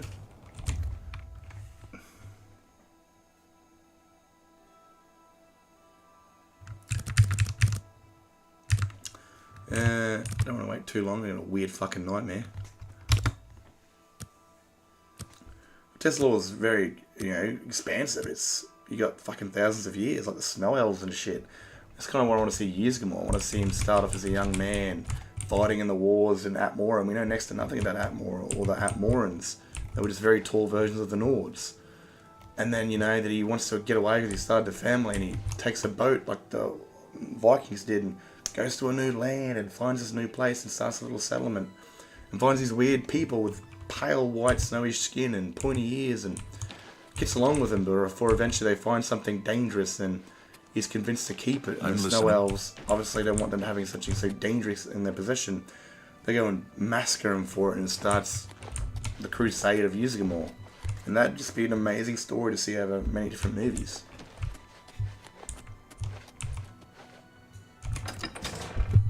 I love how they call it the Peacemaker store. It's one of war.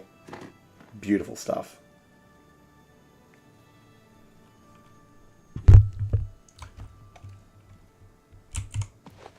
Going into that Oblivion gate was an impressive feat of daring do. I salute you. So you should. Let's see what we've got here. You too. Alright, now I'm going to find a magical place. Charge my gear.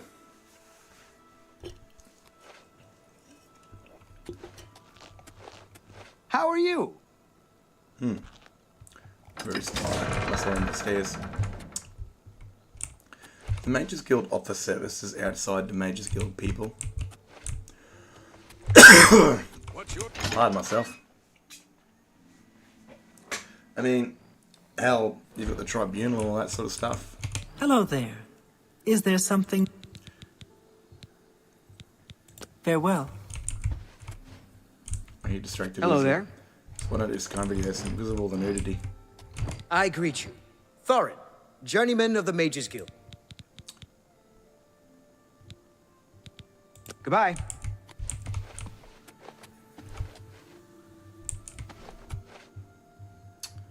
Bloody useless.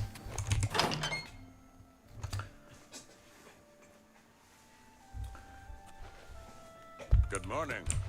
What's going on with you? I saw some mud crabs by the water recently. I steered clear of them. The mermaid, for example, right? Typical fantasy creature. But Mer in the Elder Scrolls means elf.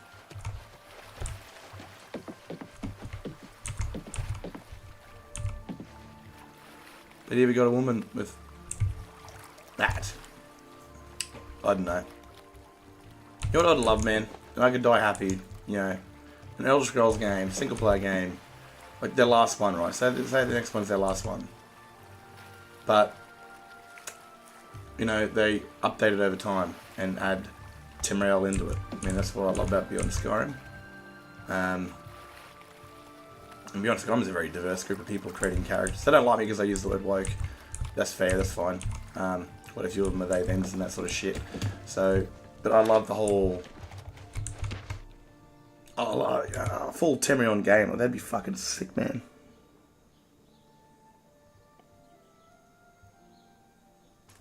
Yeah, Tribunal because they were Chima, right? And then it's a bit weird because, again, they achieved the very thing that the Dwemer wanted, which caused him to eviscerate from time, and that's a fucking topic. I mean, like, I have a feeling one day we're going to be playing a video game and the Dwemer are going to be the main antagonist because they're going to reappear out of fucking nowhere.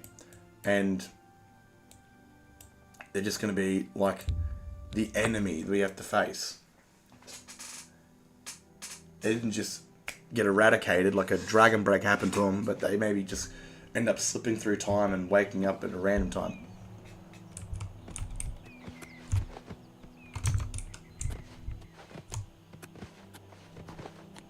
Sheep. Where are the pigs in Skyrim though? There is ham, I'm pretty sure. There's boar, there's no pig. Where's the gate here?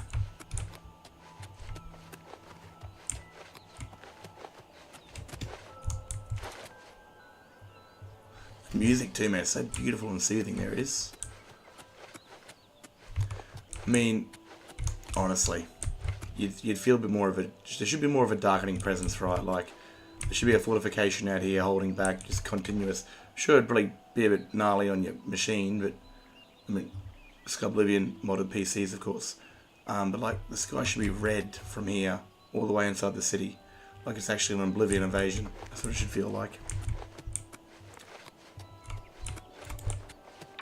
And like, this area should all look burnt up. Like, you know, like, I don't know. When you go into, obviously, Oblivion, you find those big spikes coming out of the ground. I would love to see when these gates open up right here, that these trees are all burnt down. The ground's all singed and there's like deadlands. Very much like right there. But instead of it just being there where the gate is, it surrounds the area.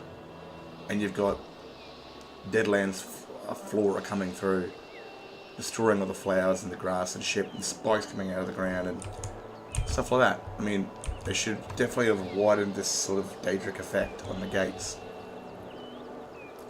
Even from here, the world isn't going red yet.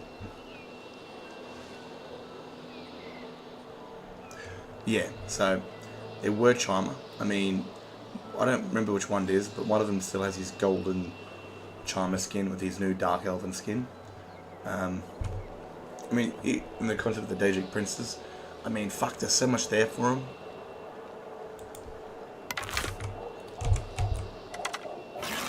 Die, cur! Fuck.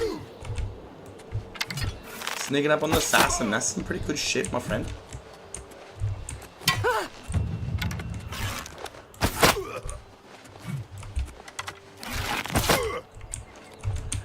Cause that...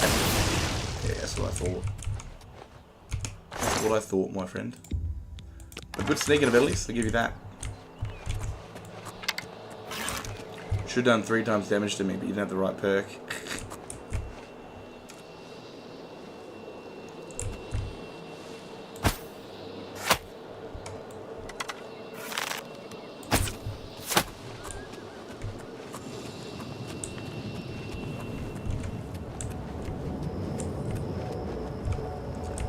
Look at that ass.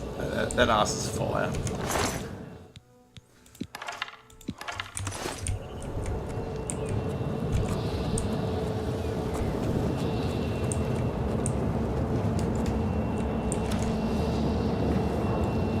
Fuck it.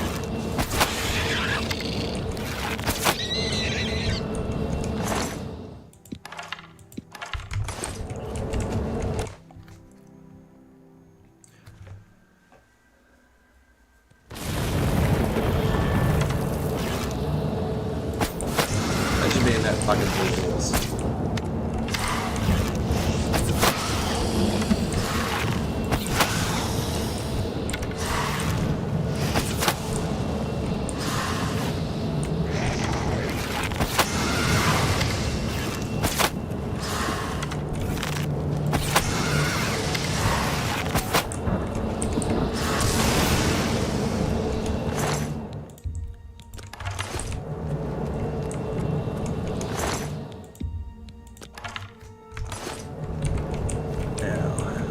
This one. Honestly though, does a gate randomly appear away from the tower? The tower holds power. I don't get it.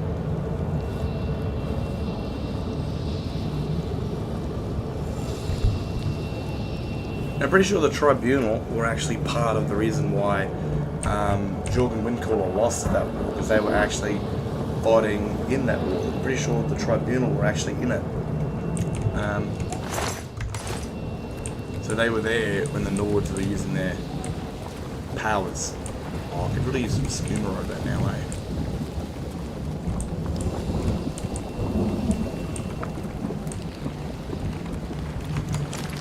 I should have taken a warmth potion.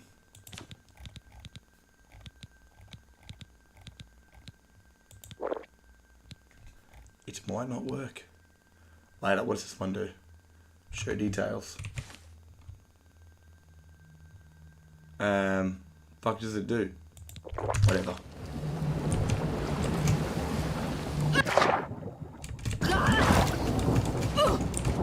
Oh my god. Oh no. Fucking evil.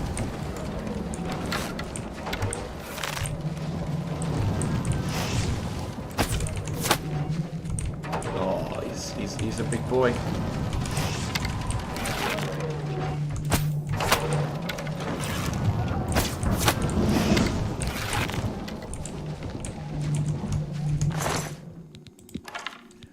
That was nerve-wracking.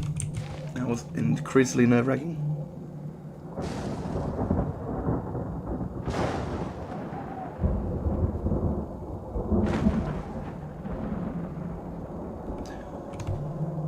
Yeah, I mean, they're an interesting bunch, and I never played Morrowind. I mean, the most I got out of the Tribunal was actually playing Elder Scrolls Online. That's what I like about those sort of stories, that you can go into the past and meet them in a different light. And that's what I love to see about movies and shows with Elder Scrolls. Get to see Jorgen Windcaller, not as a prophet of peace that creates this order of greybeards, but as a warmonger on a destined conquering path to destroy elves and shit. Mick Tellis is a young man. Know more about who he is.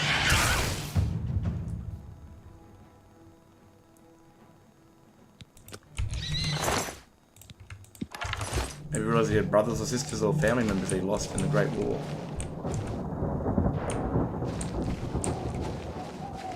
Just exploring characters that we know and really giving them more of a limelight. Like I said about Penanol.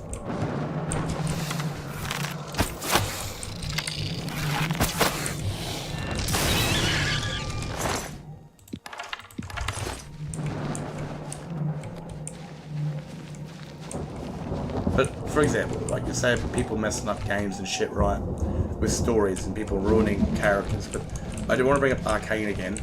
This was made by two people that absolutely loved League of Legends, right? They loved it. They worked for Riot as customer reps and music dudes and different things. And it's just a matter of putting the right people that want to make the right stuff. And that's all it takes. Because I have a raw passion for it. I mean, my passion is making stories for the Elder Scrolls Skyrim. I mean, if I was given the opportunity, which won't fucking happen and I wouldn't do it, well, I would, but, you know, I'm a small dude on YouTube, and that's the way it's always going to remain, because I just don't care for that shit. If I was able to go into a story room and write stories for Elder Scrolls, I'd do it in a heartbeat. They just need to find the right people that really love these characters, and it could be very well someone that really does quite enjoy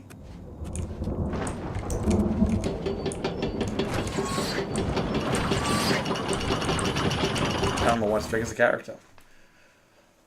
I mean, he's a fan favorite of a lot of people. You wouldn't hire someone that knows nothing about the Elder Scrolls and someone that doesn't know who Paramore is or the Crusader is or anything like that. It'd be a death sentence to your show. That's what Star Wars is doing, unfortunately. They're hiring so many directors and people that are just either casual fans or that know about it to write stories, and they're fucking shit because they haven't got that core passion and love for Star Wars. And the people that do tend to be fucking YouTubers who have the positional power for that. And they made Enemy Number 101 by Disney for years.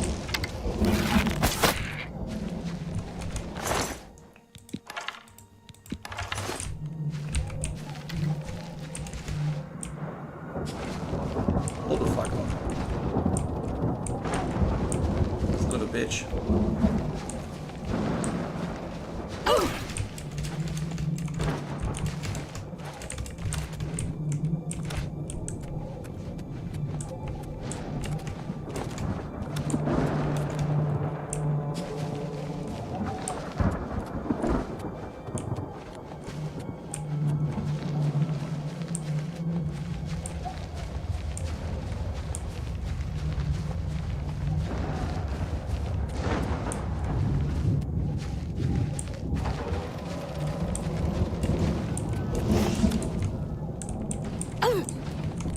Fucking move. Move the gates.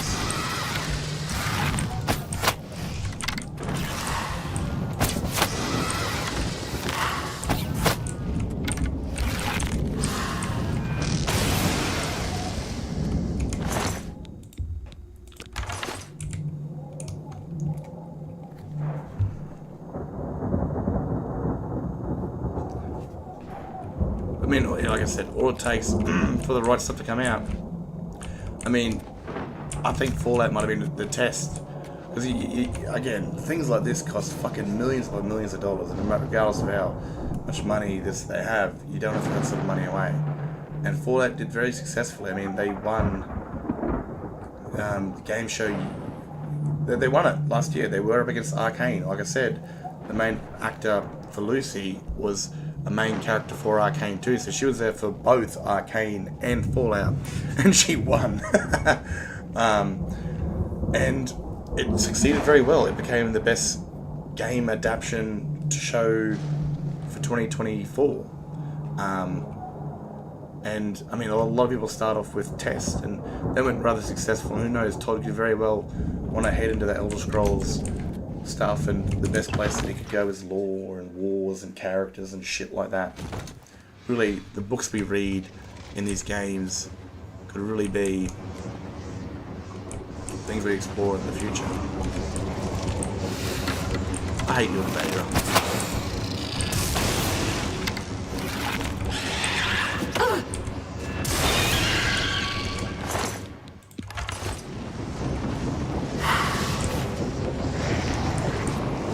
It's quite good. I mean,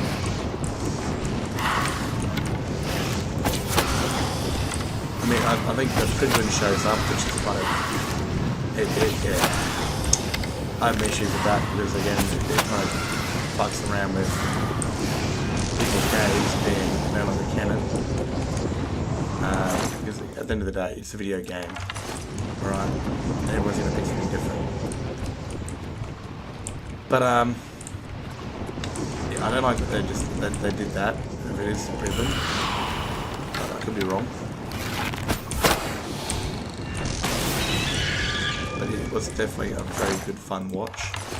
And like I said, Fallout could have very well been the starting steps to Bethesda going into the media world now. And again, like Arcane's done it, League of Legends has done it, and it could be a lot more. Like you've obviously got Halo that did it, but they fucked it up. And again, they're one of the groups that just they faltered because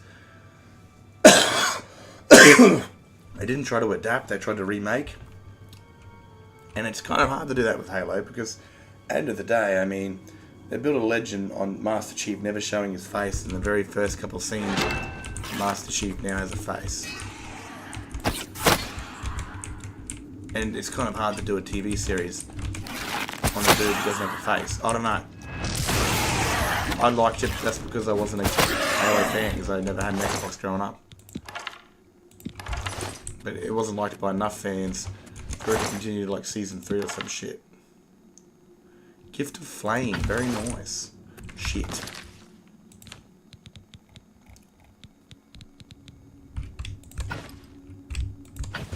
I could change that and sell that one.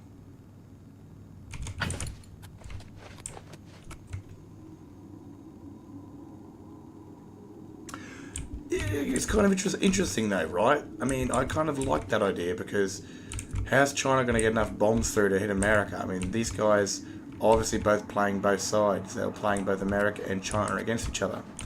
And they thought this was going to be an awesome way to earn power. I mean, it wasn't about Vault-Tec, wasn't about earning all the money. It was about taking complete utter control from everybody. I kind of liked it. They dropped a few bombs on America to spruce up the Chinese bombs, and maybe that's the reason why we've got the mutation of the ghouls. It wasn't because of the Chinese bombs, it was because of the Vault-Tec bombs. Because they're all about testing weird shit out.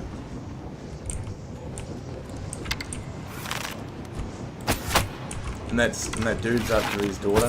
Kind of reminds me of the whole Fallout quest, you know, where Nate's after his son, and very well could be that ghoul's fucking daughter is now the new Vault overseer, that old chick that's running it. She's on the hunt to find his daughter, and finds that she's an old woman that's now gone, has changed dramatically because of her new life.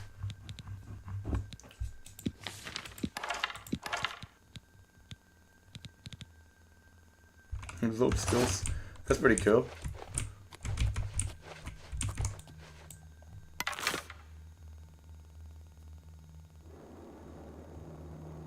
That's what I mean, man. I mean, it's the same thing with Witcher. I mean, Henry Cavill's very... I mean, people see him as an actor, but before that he was just a fat kid. He was just a fucking fat kid. And like any fat kid growing up in school, you're bullied, you're picked on, you're not part of the cool kids, so you go into other shit like comic books, into games and stuff like that, and eventually he got fit and very attractive and became an actor. But his core love for those things that helped him as a kid is still there. So books. And he read the Witcher books, and then the writers decided they wanted to pivot from that and create something new, and he's like, nah, fuck that. And it turned the fandom against... I mean, if you don't follow the source material, you know, obviously you have to adapt here and there, you know, for it to make sense.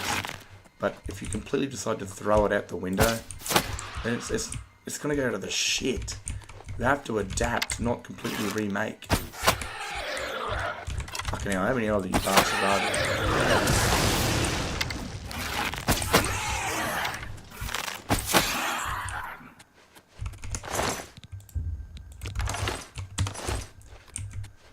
Oh, rough. Oh, come on, he would have fell on that and his eye would have went through that for sure.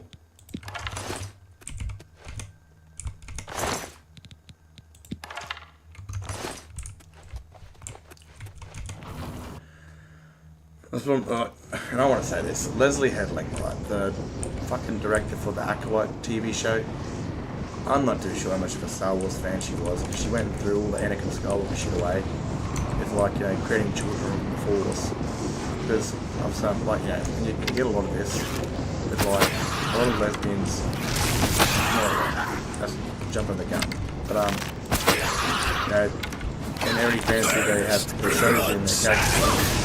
They really want to have children without the need of men. And so now they're using, she's just like, oh, we'll use the Force to create children so we no longer need men. And we'll have Force children like Anakin was, and they just fucking butchered it. Nah, for fuck's sakes.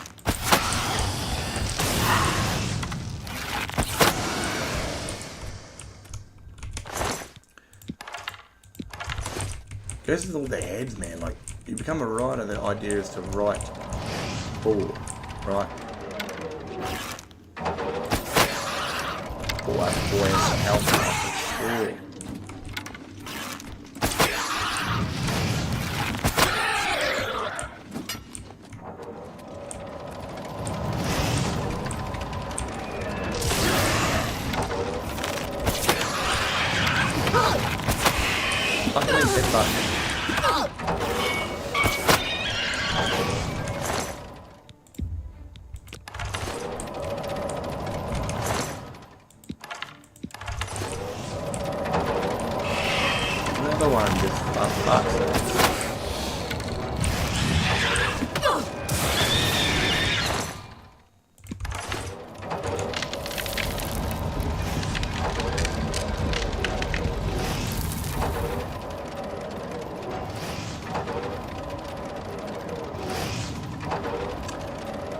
Well, it's kind of canonical, isn't it? They touch the heart of Lorcan and the entire race just gets fucking, you know, controlled at forward, pretty much.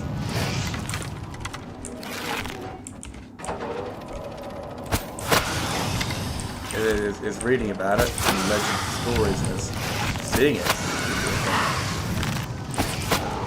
I mean, that'd be also the interesting thing about, you know, watching a show is learning what was legend written by someone that was there. Stories maybe came years later from someone that wasn't there to seeing it actually canonized. Really interesting sort of thing.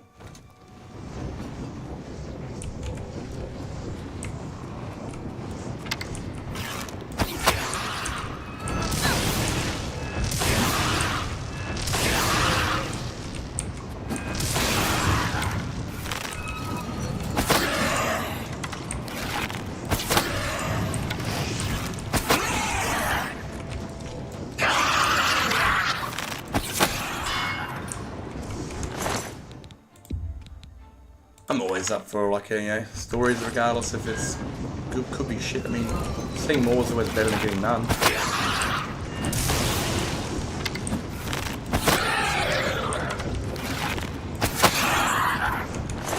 I mean, the idea that, you know, imagine going to the theaters to watch an Elder Scrolls movie, you know, and in 40 more years it's like Star Wars is still today. Star Wars has still been remained quite relevant in people's hearts and minds since the fucking 70s. That's a long fucking time, man.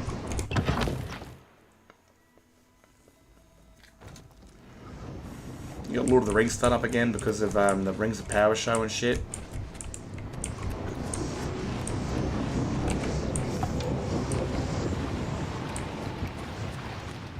I mean, Lord of the Rings were massive. I mean, fuck, this game, Oblivion, is heavily inspired from Lord of the Rings. Heavily.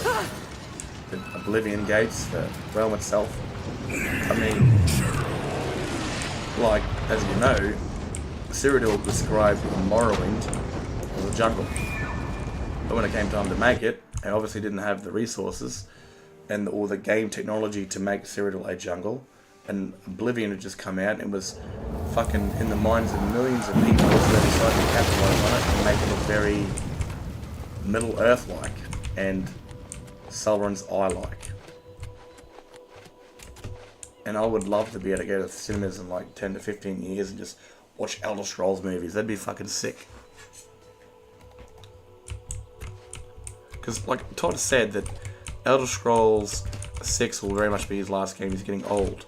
That doesn't mean he's going to be done. I mean, you can see what he's already doing now. He's moving into a brand new field of production, of, you know, creating movies. He'll walk away from the game development and he'll head into the actual movie development sort of thing, where someone else makes the games.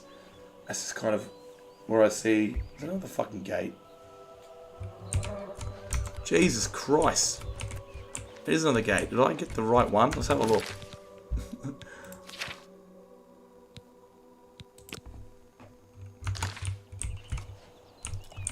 I'm going to find out real soon if I got the right one.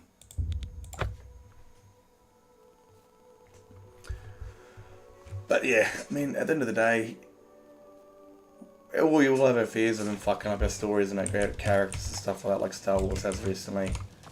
But, is it, you know, like, fear will hold you back, right? You get nothing out of it if you don't try. And that's kind of what sucks about it all, is that if I'd rather something to watch than to be worried about not getting anything from it. You know what I mean? It's like when you audition for anything or do anything, apply for a job. You'll never get it if you don't try. And you still might not get it, but... Greetings to you. You tried anyway. And there's always the different things like game law and official law.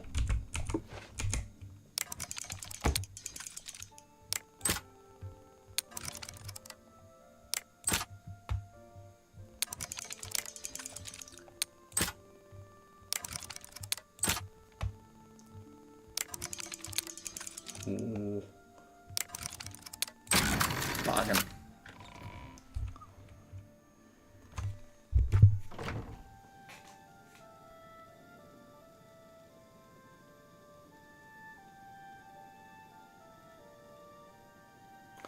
YouTube does not show me everything. You're right. I've got to refresh it all the time. Yeah, look, definitely. I mean, that's the fun thing about Legends is, you know, speculating on stories. Like, Panel stories is written by someone that wasn't there. You know, like written by an historian. So we don't know if what half the shit that he wrote, you know, that happened was real or not. And that's why the whole his love of being killed sent him into a rage. It's not specified if it was a man or a woman because the writer doesn't know. The same with the books, unlike the previous games, like the Oblivion Crisis and Skyrim. It talks about the Oblivion Crisis, but never refers to, you know, the character being a male or a female or what race they were because of the game canonization and shit. But I mean, again, testing, and I think Fallout is obviously a test for them jumping into the media side of that platform, and you still want to test it in the Elder Scrolls by introducing into something people might know. I mean, Skyrim is unintentionally successful. You know, they didn't mean for it to be this fucking big, and they've tried it so many times. It's just failed with Fallout and Fallout Online and Starfield. They could go to the Great War, which is relevant to Skyrim's lore and history. Get out of here! I'm sorry. We've not met. I'm Janice Hasseldor, Count Skingrad. But yeah, like, I could go something where most fans already know about. Recent lore. So, with Oblivion coming out, a lot more people that never played it are obviously going to play the remaster. And Skyrim being what it is, people are going to know about the Great War. While Skingrad is threatened by an whatever you may think of me, I still... Good day. Sucker of dicks.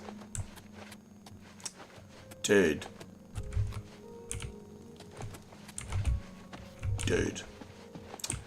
I, in fact, did not shut down the right gate. Who the fuck puts two gates right beside each other, too? I mean, what in the fuck? And they're literally right beside each other. Daedra worship has become increasingly prevalent in the Somerset Isle. That hurts my feelings so much. I mean, fuck's sakes, that gate was closer. So much closer.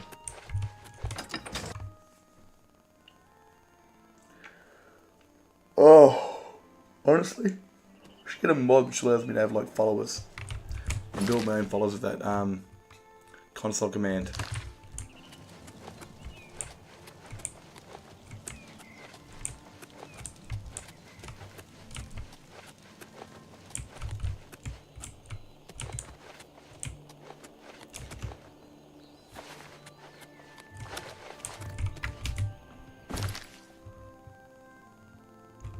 Dude, what the fuck?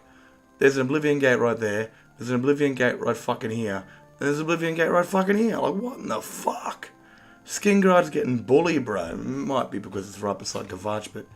Fuck, I thought the gate right here was the one, but I was on the wrong fucking side. Jesus Christ. Bloody hell. There's so many goddamn gates here.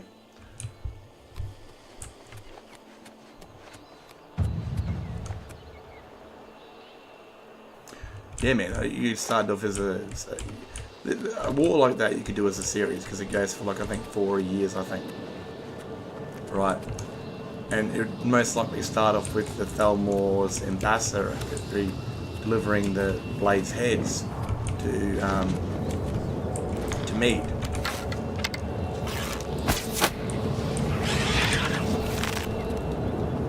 Which starts with the war, even though he's counseled to agree to the terms. He's like, nah, fuck that.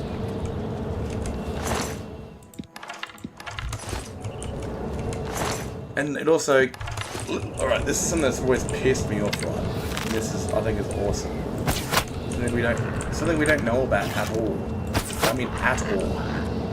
Is the Knights of the Nine. What happened to them after the champion of Cyrodiil vanished and became Shirogurath? You know, did their order fade off? Did it expand? Oh, god damn it, that was rough. You know? I mean, the Knights of the Nine, right? Let me go back here for a quick tick. Yeah, I always played Empire Man, and that's basically because it was my first game. But if we go over here, here's the Priory, and here's Valenwood, and elsewhere, right? So the Dominion's first ambush into Cyrodiil comes from here. And the Knights of the Nine are the Knights of the Nine. So they don't believe in the 8, and they're going to be sacked first, but I've always imagined that maybe after 200 years, it's become like a bigger order.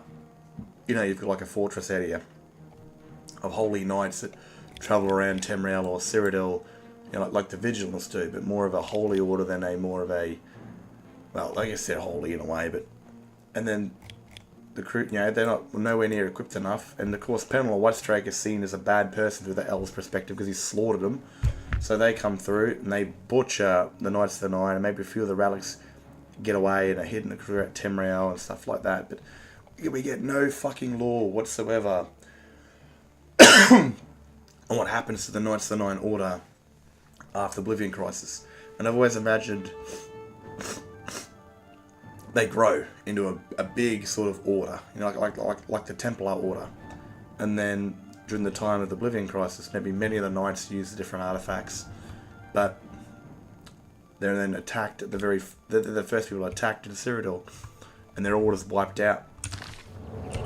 That's kind of what I've always fucking. That was freaky for a second, although it wasn't there. So yeah, I'd love to see lore on that. I mean, a movie, a show based on the Great War could very well indicate a lot of the lore that wasn't at all mentioned. The Knights of the Nine Order. And that's one of my characters in my Skyrim series. He shows up as a survivor of that.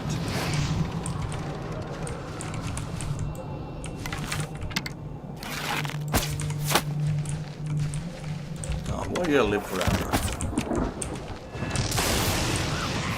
Want my arrow back? Where is it?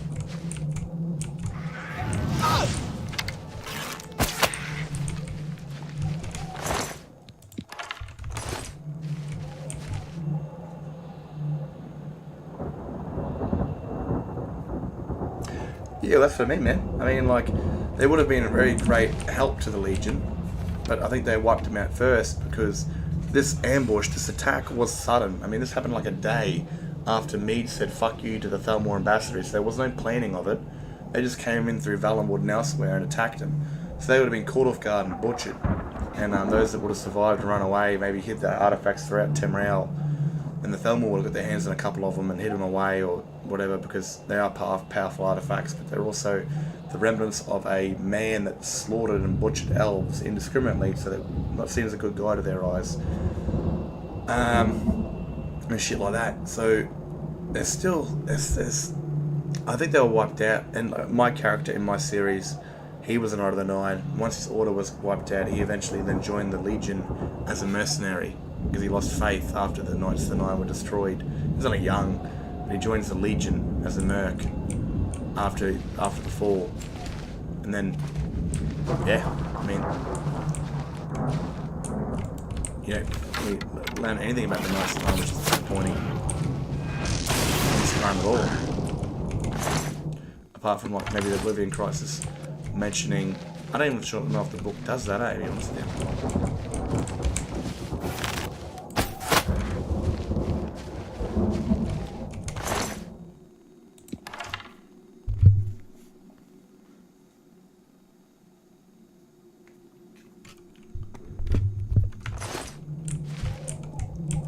Where the fuck?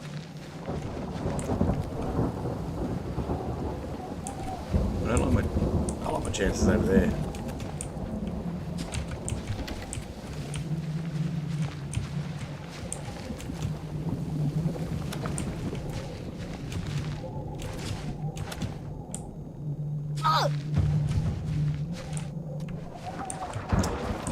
pretty much Cyrodiil did get blitzkrieged by the Thalmor.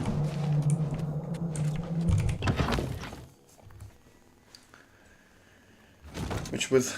Oh yes, this is the right one too. Legendary. Let's ever just do like a... Feed me, Lord. Feed you? I'm not feeding the animal. With vampire too. I love beef meat. Ah, damn it, wrong place. I've only got one here at the moment.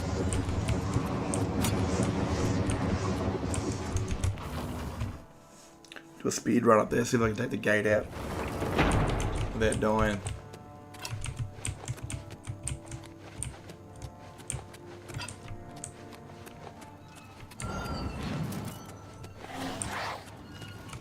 That goes back down.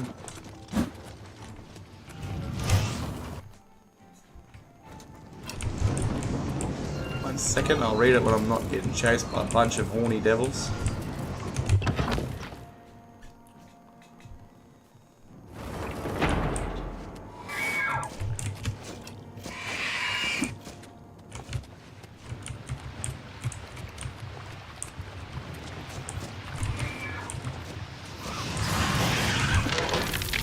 Oh my god.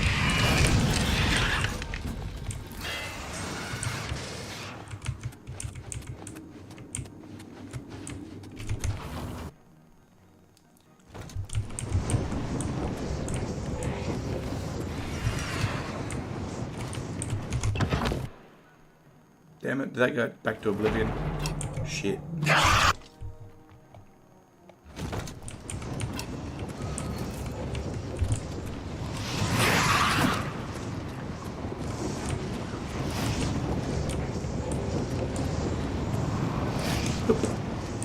Give him a little boop on the tail.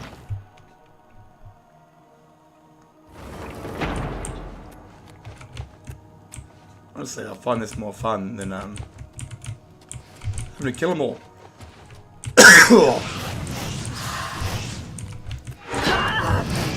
Ow.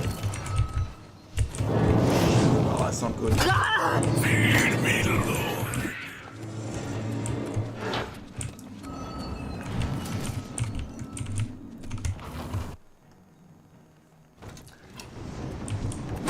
Ow.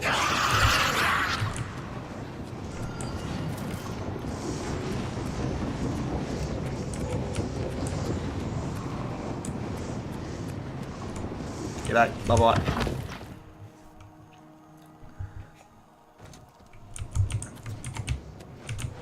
Holy shit. Here I am. I've got more than half my health.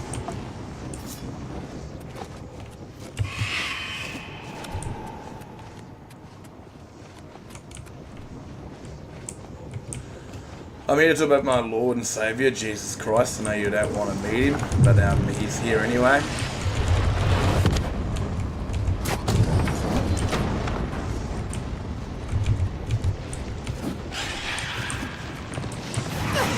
Rude. I know they'll all follow me outside the gate. It's going to be a bit of a difficult one. Because I know NPCs in Oblivion continuously chase you.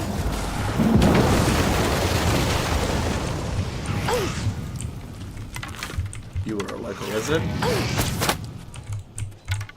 Oh shit.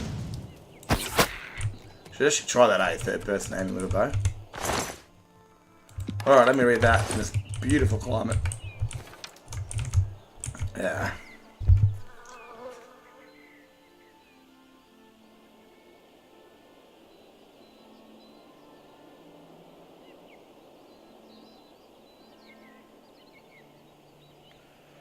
He is an older character, he's like in his 50s.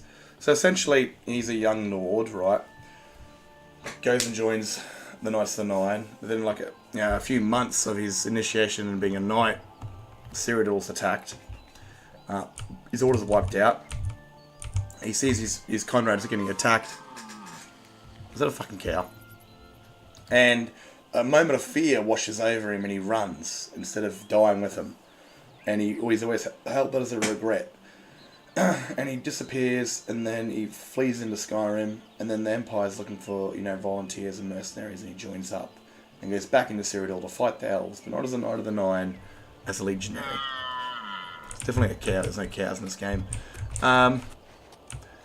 And so he does that, he comes back, and the war's changed him in ways that war does to a young man. He's, you know, he became a knight to serve justice and to be a hero and to serve the people, but he had done a lot of killing and seen a lot of horrible shit, and he was just wired wrong from it. And he'd become a mercenary in Skyrim and sell his blade for gold and, you know, this and that before he met a woman that made him feel calm and loved, and he settled down and brought some land and raised 2 children and stayed in that life, pretty much. Until, of course, the Dragonborn came along and he had a vision of her. And he saw it as a calling of the Nine to, you know, to redeem himself from being the coward that ran away from his comrades to serving the Dragonborn on her quest to save the world. Hello. Sort of thing like that. That's kind of his story. And he could live or die. I mean, it'd have a massive impact on the Dragonborn because citizen. She kind of sees him as a bit of a father figure. Because at the end of the day, her father, well, you'll watch that, but she's the last Dragonborn, so that's kind of a dead giveaway, but she is the last Dragonborn, and you know, she becomes sort of a father figure to her along the way. Your bravery is the talk of... Mehrunes Dagon has no more love for my kind than for my mortal subjects. Less, perhaps, as we make poor slaves. You have... Alright, so... I'm like, I obviously I stream this to communicate with people and stuff like that. It could be people that like watching my stories. It could very be people like yourself. And obviously the main purpose is to play Oblivion to get a much greater feel for it. So if I am to do a story for it, you know, with YouTube and stuff like that. Good to see you. I want to know what I'm doing. Because my one Skyrim, I believe, is really good because I know Skyrim inside and out. And I've built 8 characters in the one save that all... Yeah, I make the shit work. Because I know the feeling for it. But for the Battle of Bruma, I'm thinking of like a process where... So the Holy Crusader will be an Imperial man who was once a legionary, who served in Skyrim, and since to be Sky Oblivion related, I can show that off because I can still go to Skyrim and home there as a legionary. He falls in love with a young Nord woman, and eventually when his service for the Empire is up, he moves back to Cyril, but they move to the Bruma Mountains to start a family. They do that, and he goes off to maybe Bruma or some sort of settlement to sell some produce, comes back to find his wife and his kid killed, and it changes him for the worst. And he becomes a mercenary and a killing machine, stuff like that. Before eventually one day he comes across, you know, the whole anvil situation, becomes the Holy Crusader. This is all before the Oblivion Crisis. And the same thing will sort of happen with these guys, with the guild characters. And he'll become the Crusader, and he'll travel around, you know, during this time right here where you have to gather allies for the Battle of Bruma, just maybe before that. He'll be on his crusade throughout Cyrodiil, shutting down gates and gathering allies and people like that throughout the journey, going into these gates of like 40 or 50 men and just going in there and having a massive fight. So it'll be the thing I hate the most about Oblivion is the thing that I'll be doing a lot of in that story. But by the time of that, he's already gone through like probably 30 or 40 gates by the time of Battle of Bruma, when Oblivion's forces are seriously weakened. Yeah, and that'll be that. So this chick, I have her named Camille. She'll be the Dark Brotherhood character, and she'll fight in that fight with the Crusader. It's kind of weird to think the Holy Crusader would allow an assassin to join, but during times of great struggle, which is potential extinction, he looks up to help. And her story will kind of be like, you know, she starts off as a listener and is very cold to the touch, but eventually warms up to the people around her and finds a bit more humanity inside of herself. And during the battle of the Red Ring, the Imperial City battle, she's kidnapped and disappears. And, you know, the Crusader, everyone thinks that she's just gone back to her previous life because she's no longer needed. But in fact, she's actually kidnapped by the new members of the Dark Brotherhood that think she's gone soft, or she hasn't been doing her job as a listener. And she's thrown in a cage, and that's where she remains. And the only thing she really gets for sustenance is probably rat blood every now and then. But it's kind of this character right here that I created, and the other guild characters. But they're going to be mortal, so they're not going to be around the time of Skyrim, shit like that. The Battle of Bruma, I kind of want it to be like a bit of a final stage. So during a certain quest line where you have to go find the artifacts, I wonder, I don't really remember, but do I have to do... Yeah, you need a great sigil stone for that, don't you? So it'll be to gather the items that you need to find this bastard, but at the same time his duty as a crusader will be to save lives and shut down gates. So he'll be on a crusade throughout Cyrodiil, you know, closing the gates they come across before eventually they have time for the Battle of Bruma, because it's a less threatening world. But hopefully you're going to have mods like that which really come in hand. I'm pretty sure I've done this one. Which is going to come in hand where maybe like mods for Oblivion will make the world a lot more dangerous. And like I said beforehand, like the gates, the disease kind of spreads over the land, like the blight does in Dragon Age Origins. You know, how like the world starts to turn redder. So the more gates in, say, a county, say if there's like fucking 6 or 7 here, your permanency around this territory will be like a red sky, and a lot more Daedric patrols and attacks, and flora and fauna being more from Oblivion than from the region you're in. So the world feels like it's actually turning into the Deadlands instead of it just being little gates. But it all really comes down to that sort of shit, you know. Most of it'll be mods, and I don't think Oblivion will really jump into that. That's an entirely new mechanic, but I don't know. It might take just quite a few. It might take a few mods, really, man, in a few years to really adapt a proper story for that. You sure gave those damn Daedra what for. It makes us all feel better to have someone like you around. I've heard that you've closed the Oblivion Gate outside Anvil. I honor you. With Anvil safe for the moment, I will... You too. Yeah, you too, mate. So it all really depends, eh, man? I mean, I really do, because of Cecilia, who, if you watch chapter 1, you'll get to meet who she is. What the shit? Were her eyes closed? They were.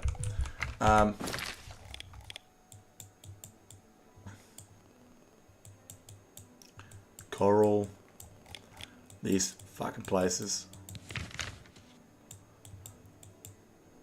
Could go in. Oh yeah, yeah. You can get Kvatch to help if you help him out. So I gotta do Kvatch real quick. I gotta reset my phone because it keeps going black screen for some reason.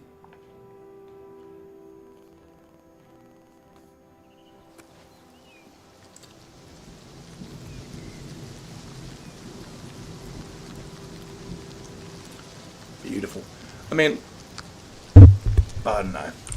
I'd like to see a lot more depth. Like this right here, man. Like these things are obviously Daedric, right? And they've spruced out of the ground and they've singed the place around coral and stuff like that. Kvatch. I'd like to see a lot more of that in the world, where it feels like the world's changing. Like the longer you leave the Oblivion Crisis, the more gates that show up, the more the place starts to like it's actually like turning into Oblivion, like the blight does to Dragon Age Origins. That's why I love Oblivion so much, because it kind of feels like a blight. Hell sort of reaching into the world and changing it.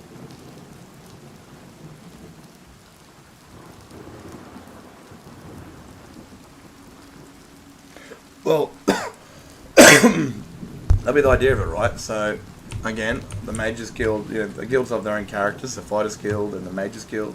When the Oblivion Crisis happens, they join the Crusader. So you'll have Mages, you'll have Fighters Guild, you'll have unwilling Daedric champions. Even Dawnbreaker will show up, because it's part of, you know, Skyrim, which is Oblivion. There'll be a Meridia's champion. And so you can still, you know, the other artifact could be an unwilling sort of like Ring of the Khajiit, could be from a different character, could be the champion. Even the the character that I want for I mentioned him beforehand, the exiled Greybeard, who left Hrothgar to explore the world because he didn't want to be trapped. He becomes the grand champion of the arena. I mean, some of these characters will come together during Cyrodiil's time of need to aid the Crusader, and even this psychotic bitch. No, because Sithis demands, because, I mean, Dagon and Sithis aren't friends. I mean, Sithis is the bringer of death, and, I mean, Dagon's looking to end it all. So there's nothing there for Sithis if he does wipe everything out. And she'll change along the journey into kind of find Report, soldier. a better sort Sir, of thing, we're I guess. all that's left. Barrack Inian, myself, and these civilians. That's it? There's no one else? This is where the Crusader There will were find others, Cecilia. sir, but they refused to stay. So when he comes to Kvatch to save it or stop its annihilation, he'll find Cecilia in here, and this is where he'll The meet area her. outside the chapel has been cleared, and these people need to be taken to safety. Escort them to the camp Kvatch south is of here finished. at once. But There's sir, nothing left. I want to help Don't fight. forget. You will, and usurper, burned once they're secure, get back here. Kvatch was rebuilt from ruins once before, and she'll do it again. There'll be plenty of fighting to go around. What's what I mean? Sir, yes, sir. Like, I don't understand why they didn't open It's a... time to move out. Let's go. I don't understand why they didn't open a gate up outside, you know, like to keep it locked in. Because, sure, the best thing you could do to stop the Cloud Ruler Temple from Martin getting out is by opening a gate up outside the front door and blocking their exit. Could easily be closed, but I don't think the Mythic Dawn have enough members to really have a full-on frontal assault. They're more of a slippery organisation. But if they had the forces of Oblivion there, then definitely. We've done it. Oh, I will take a... Are you ready to go? Our goal, you know... What are the two legionaries that normally join you in this?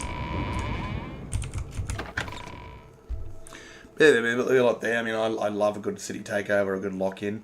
I mean, with my latest episode for 18, I had that with Mortal. The dragon shows up and it's Saga. Get this over Sort of invade the city and light a few of the things on fire. and you die!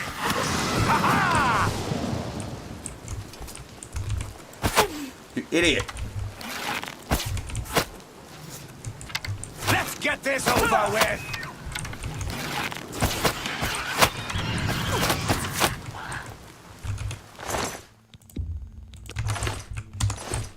Damn it! This is no good. The gates are locked, and the only way to open them is from within the gatehouse. We can't open... Hurry. Once you...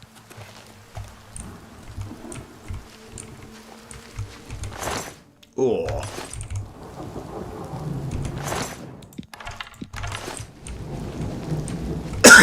Oh, pardon myself.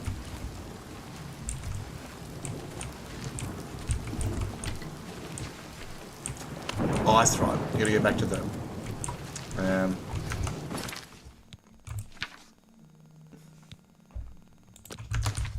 Get back inside and the legionaries will rock up.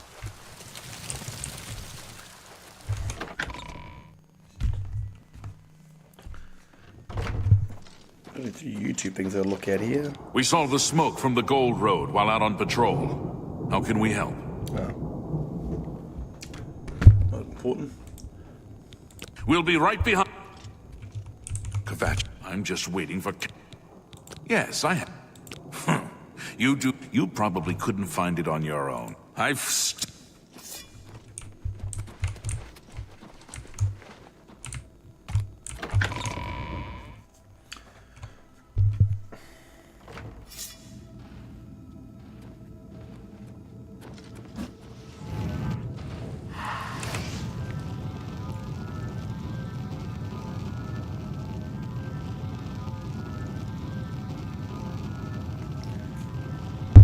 Well, there will be a grey beard in that story, but like, you know, he'll be young, so he'll have access to shouts. But damn it! Oh my god!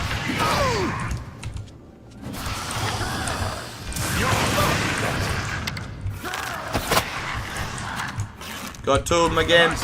Yeah, boy.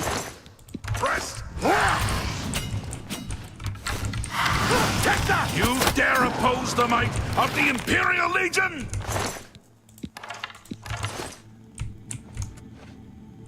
Where's your archer, buddy?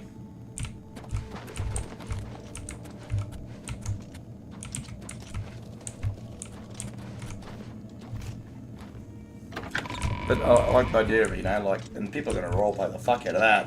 A Nord coming from Skyrim that no shouts. You know, it could have like a full Frustra Dar, but only 2 words of flame and 1 word of eternal, like, whatever the ghost one is.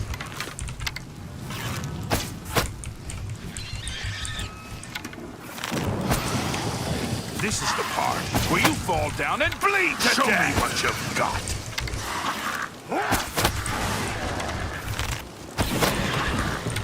Die! This ends here!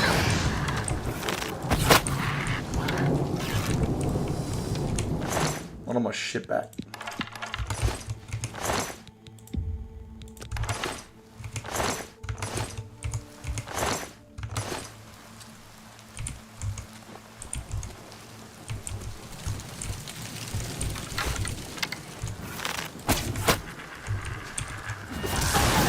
My bad.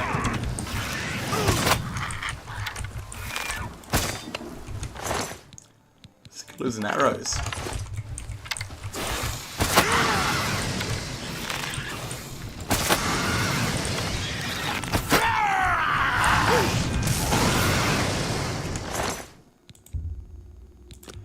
Bit of a slap.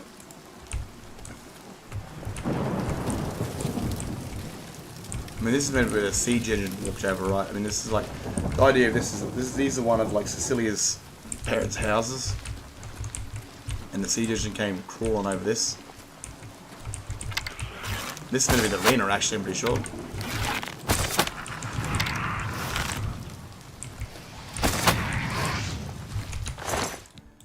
Pretty sure this right here is the arena. Let's get this over. Well, I missed the one I was aiming at.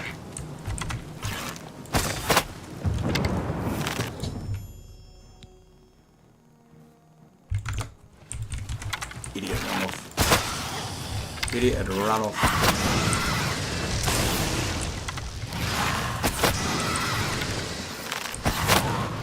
I swear to God, right, at least on the Crusader version, they made it through into the castle. That dude lived. But both the Imperial soldiers had made it into the castle. I think they died there.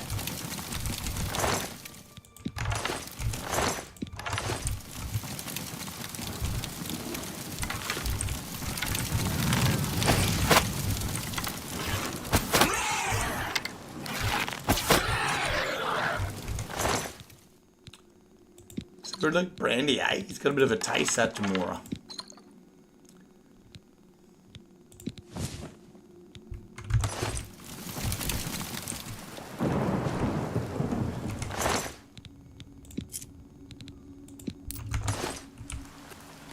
I wish if other friend was still alive, I could take his arrows.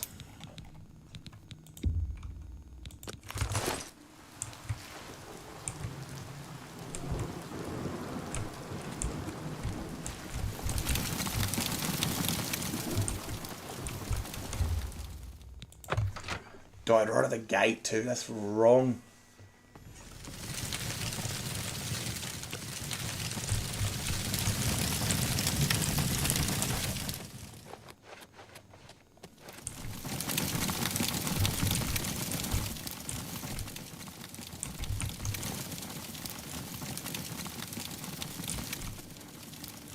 Look at this shit.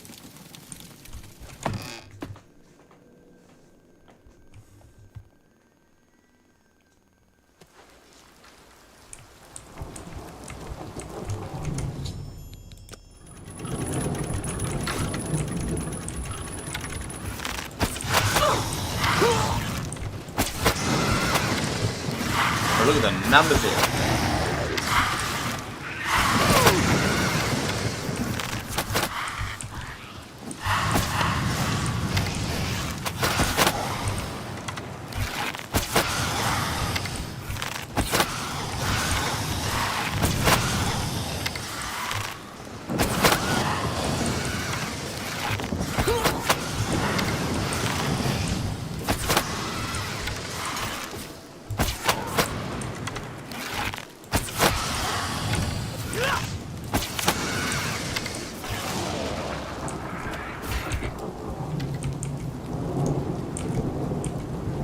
touch is finished, there's nothing left.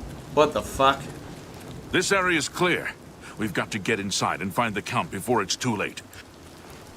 The fuck are you? Greetings, traveler. What do you seek? I'm sick. Why the fuck are you here? Who are you? What? A cure? You mean besides death? Such a thing is beyond our control. The body is so warped by vampirism. Few would be able to revert its effects. Even fewer would care to try. The Guild of Mages might know more. Speak with Raminus Polus. You too. Where'd you come from? I've never seen that before.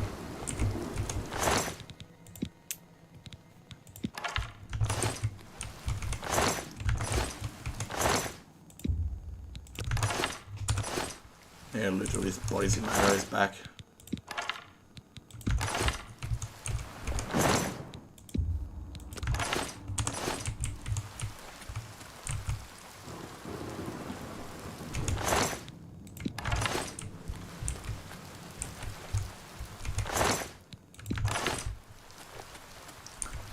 Bro, I've never seen that before ever. Like, shouldn't she be in the camp or in the cathedral? One of those NPCs that run off.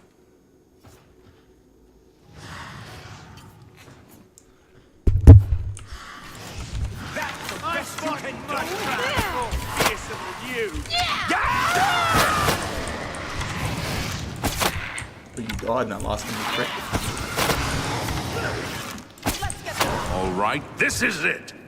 Yeah, We'll I'm trying, hold dude. this area. Don't come. It's over with.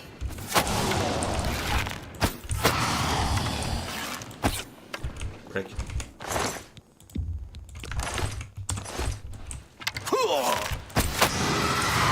I'm just warming up, you pathetic worm. Alright.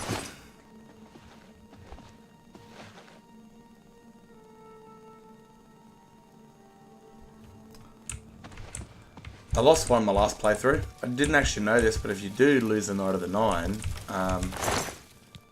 they get replaced with a generic Knight of the Nine.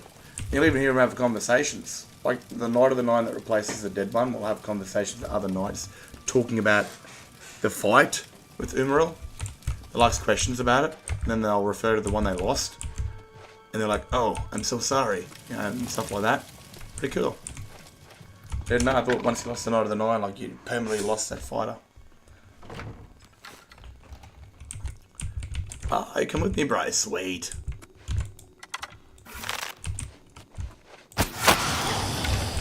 That's the best you can do. Die!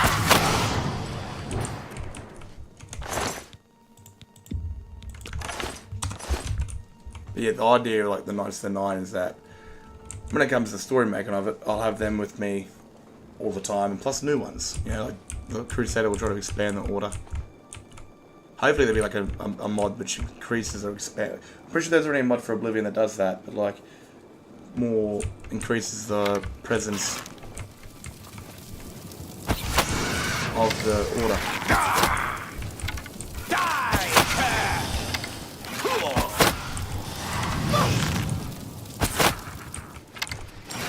You're pathetic!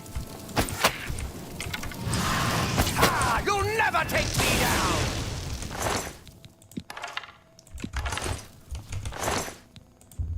No. I don't know, Scale Oblivion, I think the only shit thing about it's going to be is it uses all the original voice lines. At least with the remaster you do get new voices, but that's going to be something to deal with.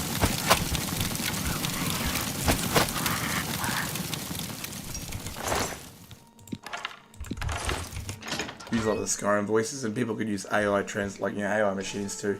Like I use 11 Labs for voices, so I've used Skyrim voices myself. Where did you come from? Let's get this over with. Thought you died. There's only meant to be two of you. Hey, come on now.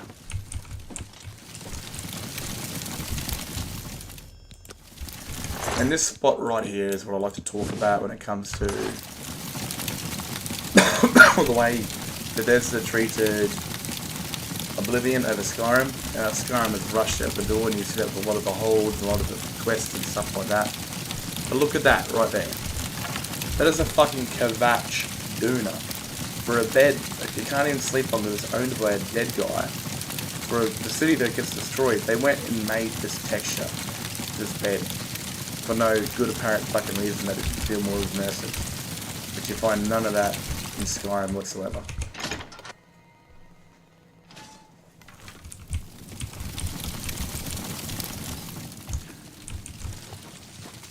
Also, when you do watch Chapter 1, you'll have something in common with that guy and why he's on the ground covered in his own blood than he is mutilated.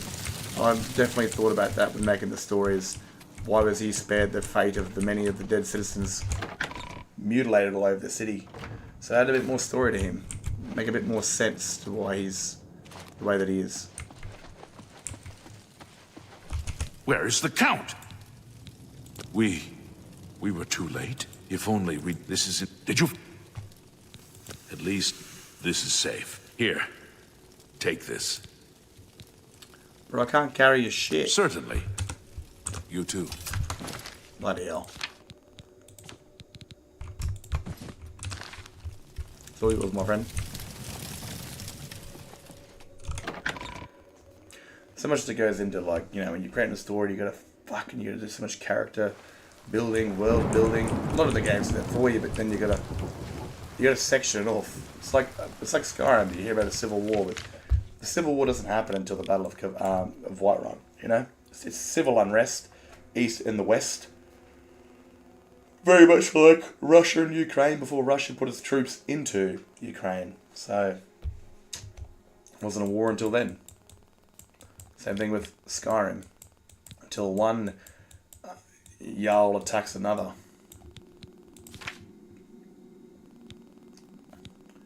I've never done this questline before, but I definitely should after the Oblivion Crisis, because this bugged out in the PlayStation when I was a kid. I had all the ingredients, but I was never able to get her to take them.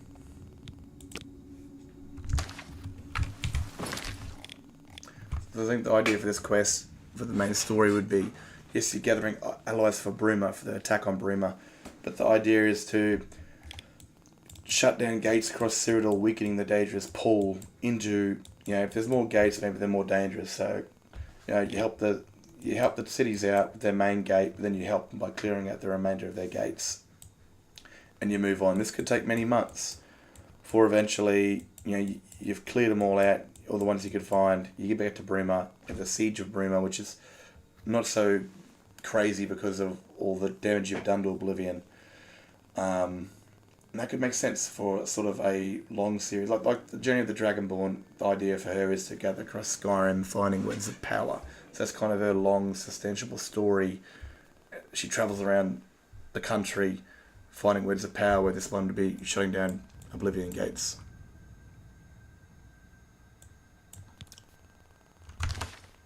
Oh, damn it.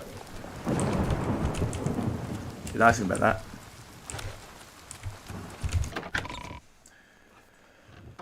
But again, I did a mod for Oblivion where this hasn't happened yet, and so I have to go in and remake. Of course. What is it, citizen? There's obviously a mod that does that for Oblivion rebuild. What is it, citizen? Kvatch. You saved my life. Goodbye. Well met. Goodbye. But one where like the Oblivion Crisis hasn't happened yet, so you cut all the dialogue out of the Oblivion Crisis. Uriel Septimus to be alive. You might find the princes waltzing around the Imperial City or living in their estates or whatever. Pardon myself. And that sort of shit. You know, before the Oblivion Crisis happens. Because you need a story build. Sear it all up before it's lit on fire. And coming to this, you know, Kvatch meeting the people that... The Arcane University is looking for someone to chase the bandits from Camp Ailes. Probably trying to enhance her weird machine. All right. Good day. Good day. There's a lot there to think about when it comes to story creation for this game, for sure.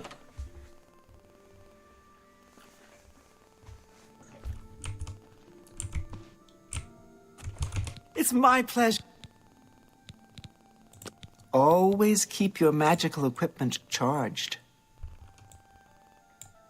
Ooh, $2,000. Fuck that.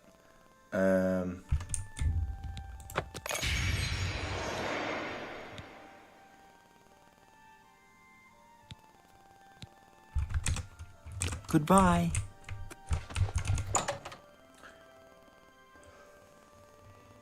Oh. Now, once the Oblivion crisis stops, doesn't mean the story is completely over, because the idea is Shivering Isles. He'll take the remaining knights with him, or a few knights with him, into the gates. He'll split from Sicilia, Sneaky one. and he'll go into this gate. I think it's just another Oblivion gate to close, and it doesn't exactly go to plan. And he returns one day to the chapel in a robe, and he notices his eye colour's starting to change, his hair's starting to go silver, and Herb will grow orco. he Slash it. returns the armour and disappears into the histories. Let me take a look at what you've got. He goes from, I'm done talking to you. how you doing, citizen? How do you do it? Oh, I can't do it, man. My voice is still fucked. I've always been messing around. Sometimes I get it. Normally I get it when I'm like doing the cheese voice. We need more cheese. Have you ever bought a magic staff at Rindir's? I've never bought one there, but I've heard many mages swear by the place. Bye. Bye. What is it, citizen? You know, I haven't been attacked yet. Oh, I have the perfect place to get attacked. The absolute perfect place.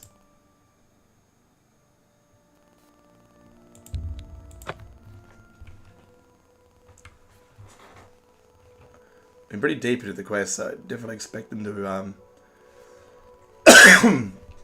have these assassins try and murk me.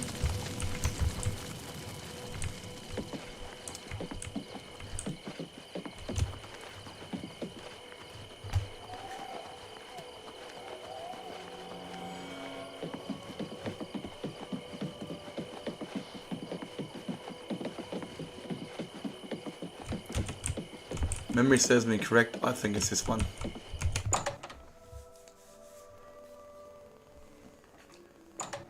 You cannot escape the master's Hurry up vigilance. before I change my mind. What's going The on with you? dawn is breaking. I saw... Stay away. Be glad you will not live to see the day Lord Dagon walks the earth.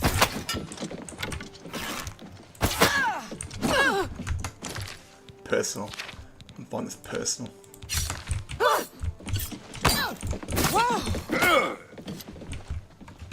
Now you join in.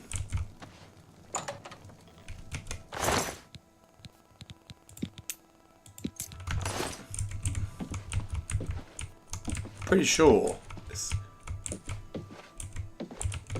the one I'm thinking about is an actual dark elf. But I went looking for an assassin to try and kill me, and fucking voila, there we go. I remember when I was killing everyone in the Imperial City, that one of them went activated. One of the sleeper agents activated and tried to kill me. Good to see you. Give me this one then.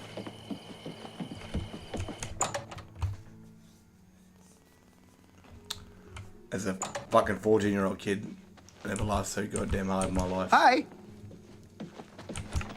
I just can't sleep. I lie down and close my eyes, but I can't stop thinking about Greetings, Imperial. Fuck, everyone's an elf. May the wind be on your back. Urinal? Fucking for real, bro. it. Well met. Captain Dougal's rumored treasure has to be true. I wonder if the first Count of Anvil found it. Good to know. Farewell. I must be wrong then, man. I must be wrong, because crying out loud, I really thought there was a dark elf that would say that only seamen are allowed in these beds. Hi. A coin for an old beggar?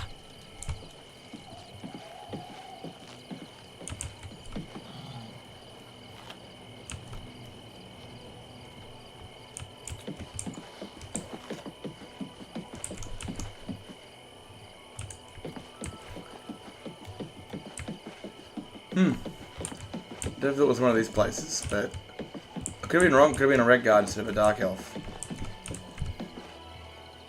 I remember as a kid, right? I used to, now, for some reason, every guard has a silver weapon, and I didn't understand that. I still don't why they have silver weapons, but I used to turn the difficulty all the way down so I could kill the guards. So I'd have them, like, I'd piss one off, and have them follow me all the way under the bridge so I could kill them, and I have, like, this silver Trevor, like, I had this silver loot of, like, silver weapons under the bridge here.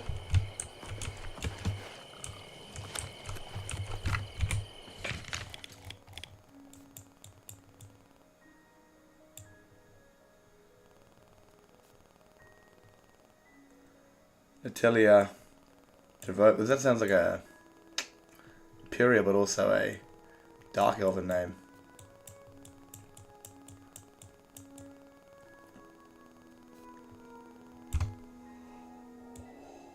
Oh my god, dude. I'm fucking cooked.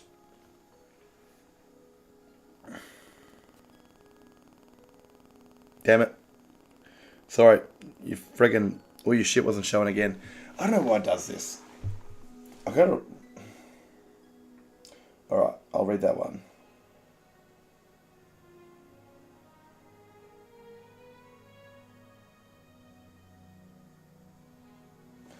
I'm reading the Vampire Cure one at the moment. This is like way back in the day on the PlayStation where I had the ingredients but she wouldn't actually take them.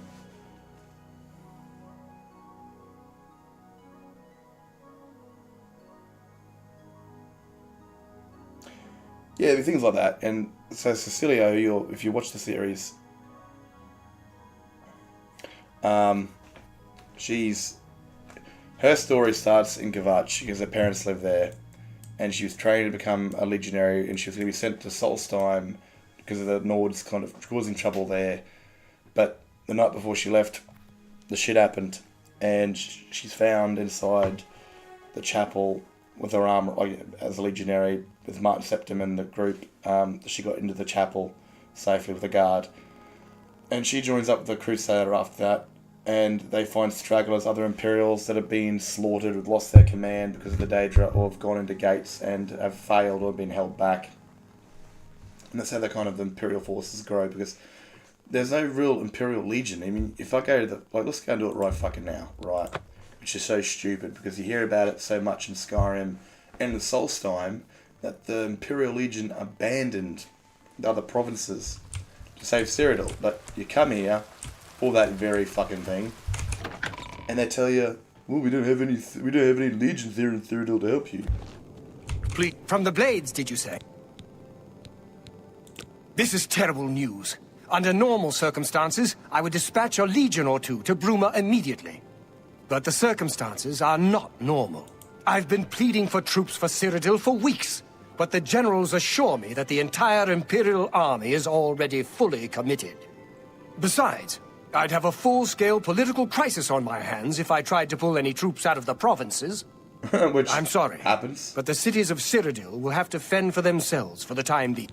And it makes no sense that there's... Please excuse for the me. Imperial Palace I have by keeping things to your attend voice to. down.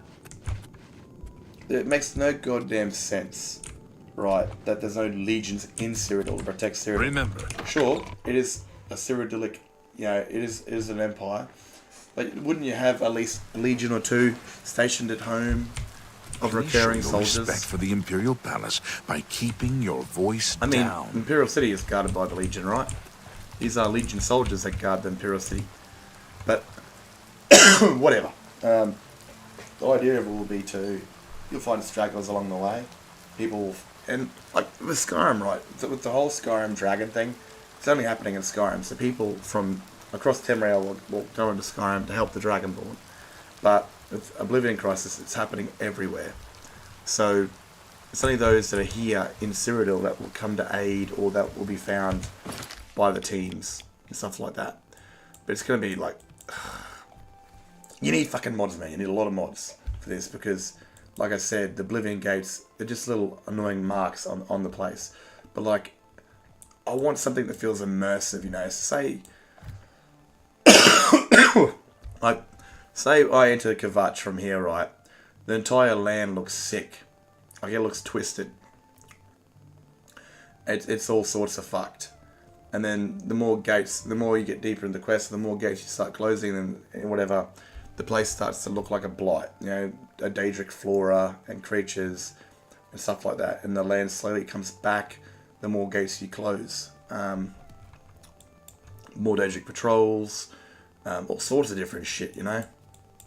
Like, you know, especially when the gates open up outside the cities become locked down, there's barricades, there's guards out there fighting off, you know, endless amounts of Daedra and stuff like that, and everyone's kind of hiding in their homes until the gates open. So maybe, like, it adds to a gameplay value where everyone's boarded up in their houses, the shops are closed, people are staying inside their houses, so you can't get anything done sort of quest related or repair related because, you know, the cities are closed off and locked off.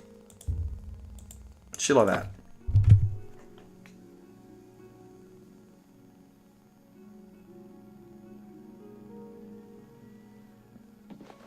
Yeah, they couldn't do that at all. It's pretty much the Dragon Break, but you'd at least expect there would be some level of a legion or two in Cyrodiil for sure.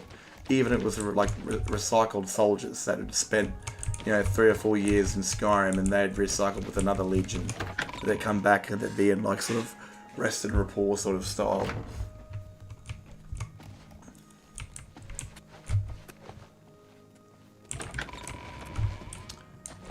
Goddamn guards. What is it? Oh, great.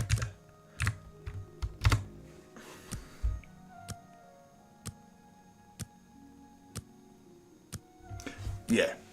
I mean, who knows, man? 20 more years, we might be able to have video games that are fucking, like, massively big. Like, Dragon Age Origins, I love that game, dude. The cities felt so alive. No weird What dream. is it now? That's beneficial. Regulus, Terentius, Count. I wish I could help, but with an Oblivion... Bye. I want... I won't be lighting up in the sun, hopefully. It is a 2006 game after all, man. You know, like, that's the reason why it's on a jungle.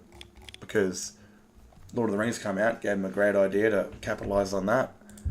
And also, yeah, they would not be able to successfully make Cyrodiil look and feel like a jungle.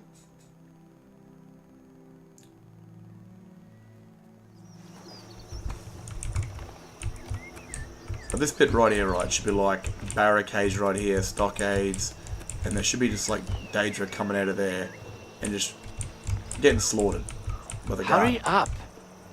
Rude. And if the guard dies, then another one comes outside the gate and replaces him, and he eventually vanishes, disappears, and shit like that. But it's a 2006 game, regardless of this might be a remaster, but it still feels exactly like Oblivion, which is beautiful. With Sky Oblivion, better shape some mods around that for sure.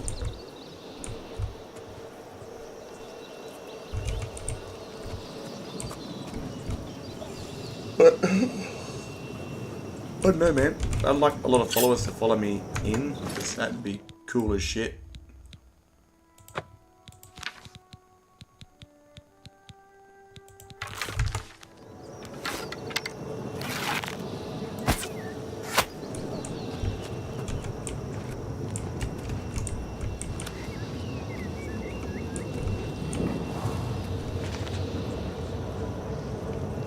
Drop that motherfucker.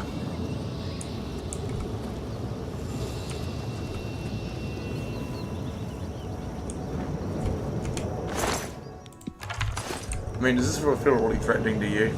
You know, you gotta be so close to the gate before the sky turns red, and there's only like a scamp guarding it. I mean, it just doesn't seem like an Oblivion threat. Like, I want to see this right here. All over the place. Trees on fire, spikes of Oblivion, you know, shit. I want to see this entire area just looking like absolute shit.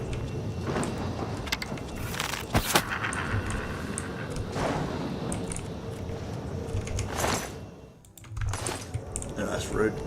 But you know, that's what I mean. I mean, mods can fix that, where the area feels like it's actually turning into Oblivion.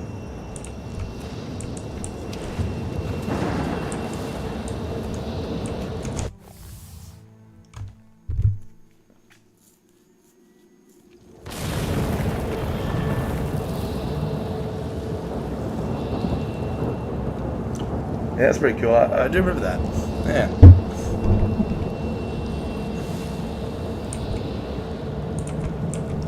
That's a lot of effort to put a corpse up there.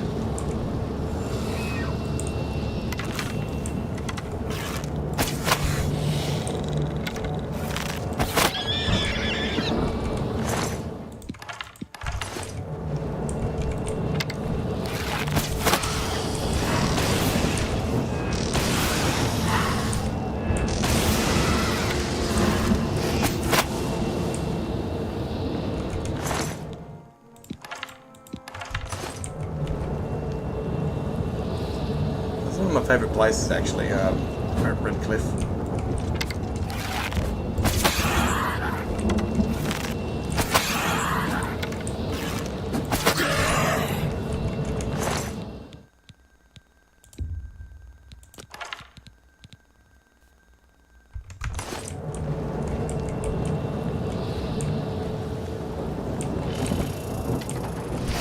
Like a landmines.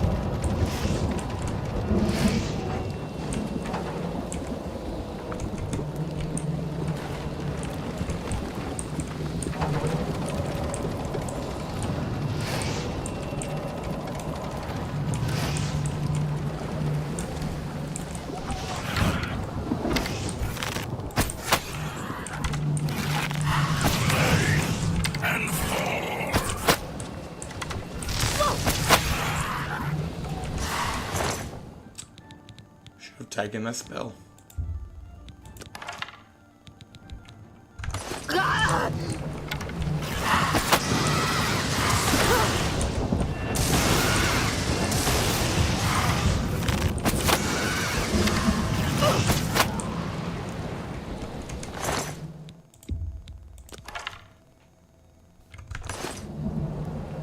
I haven't seen them yet, eh? I haven't got a high enough level.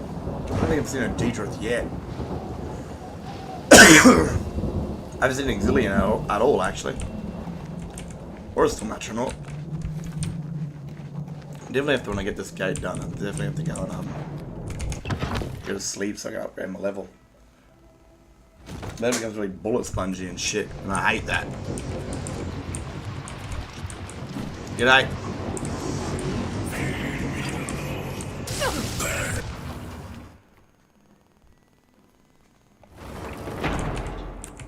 Old walking, fire-breathing crocodile.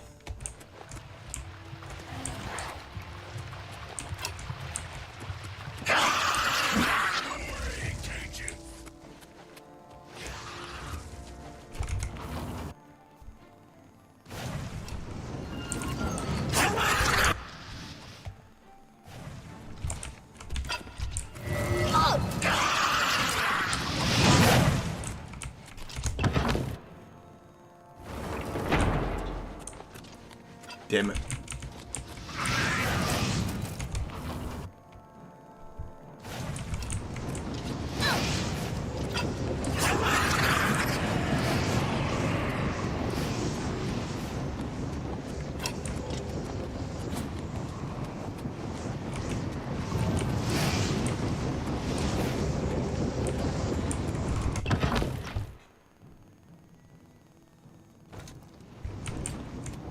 They should have just remade Origins. They made it open world and shit.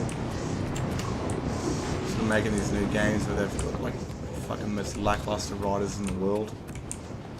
They want to do diversity and gender identity themes and crap like that.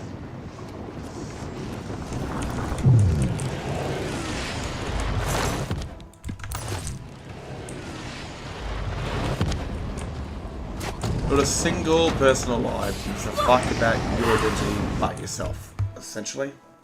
Or the hive mind of people just like you.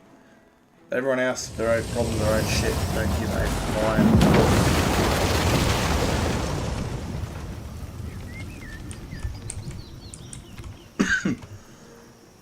flying. Yummy. And, like, we'll go back to this again. I'm a big supporter of LGB. The rest of it, I just think is mentally unwell. And I got some dude the other day was like, "It's a fucking hate crime," and I was like, "A hate crime? You know what a hate crime is? You fucking idiot." That's where you threaten people like to kill them because they're different. That's like if I was a racist and I wanted to kill someone because they were black. That's a fucking hate crime. And that's what that is. Me telling you that you're mentally unwell isn't a hate crime. It's just a fact, and it's called gender dysphoria. I work in the disability field, so I know that. But you know, at the end of the day, some of these people are just living their lives and they're happier for it. That's great. But if you're going to try and tell me that I got to call you a girl or a boy when you're not, I'm not going to do that. If you get angry about it, it's your own fucking problem. I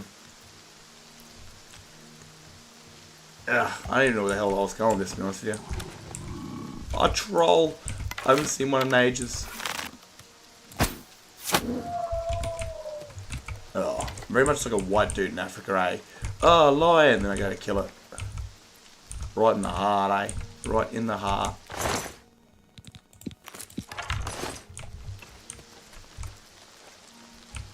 But yeah, Origins was a beautiful game for its time. Absolutely gorgeous. Like if they said they were redoing it in modern day graphics and they would make it open world, fucking oath, I'd pre-order that yesterday. It's like the coolest thing ever. I mean, going to camp and talking to your followers and shit, like that was so cool, man. I don't care. Even like they had sex scenes, like I'm not too sure there's any nudity in them, but like there were scenes where your characters could blend. They had their moments. Then you had Liliana if you wanted to be a lesbian, or you had the assassin dude if you wanted to be gay.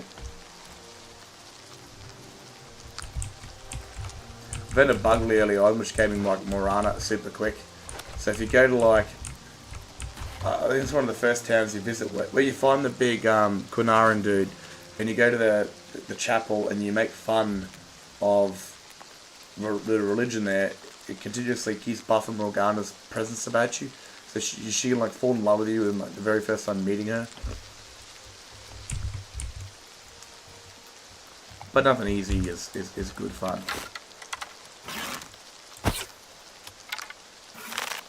Alright, Skyrim that run away for sure.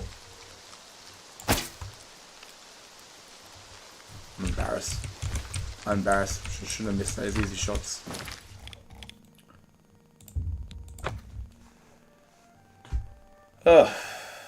I think the funnest part of going into Oblivion games is speed running it. That's the funnest part.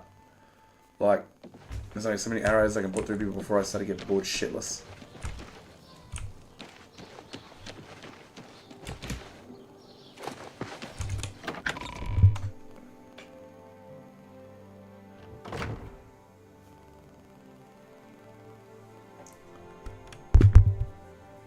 Hail.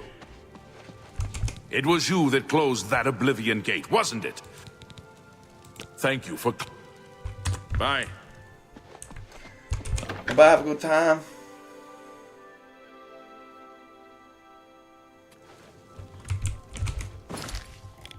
One more, I think. Damn it.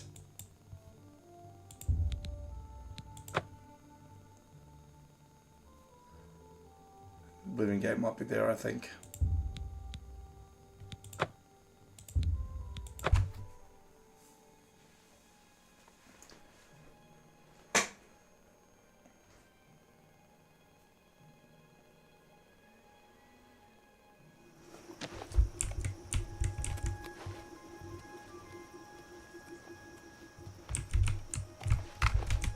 Ah, we're in the Alabama, right?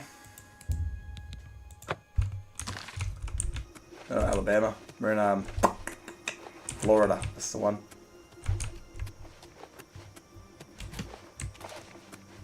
No one wears shoes here, probably.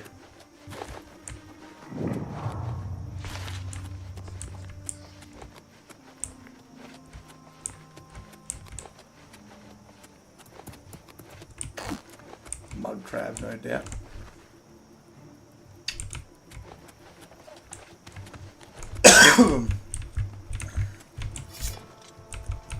Put that back, you worthless thief.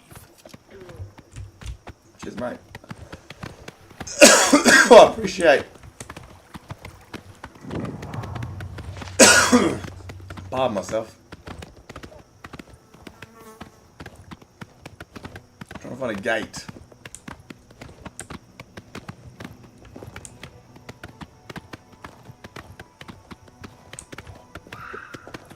Can't find the gate around here. But I shall be an upstanding citizen, bring you back your horse, if you haven't disappeared yet.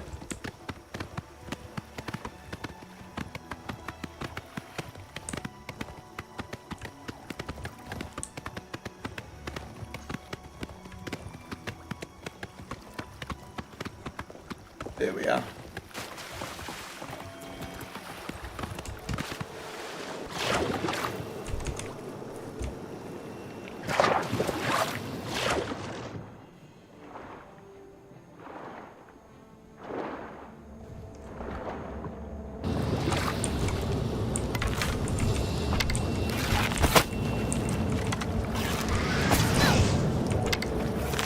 In your face. Oh, come on, mate. Diary. Yeah, it's got a bit of a new Orleans thing, doesn't it? I mean, I'm surprised there's no crocodiles in this game, you know, it'd be a perfect place for it, because Blackwater's got them. You know what, Argonia. Mudcrab's vicious. Alright, follow me into the Oblivion gates, you crazy bastards.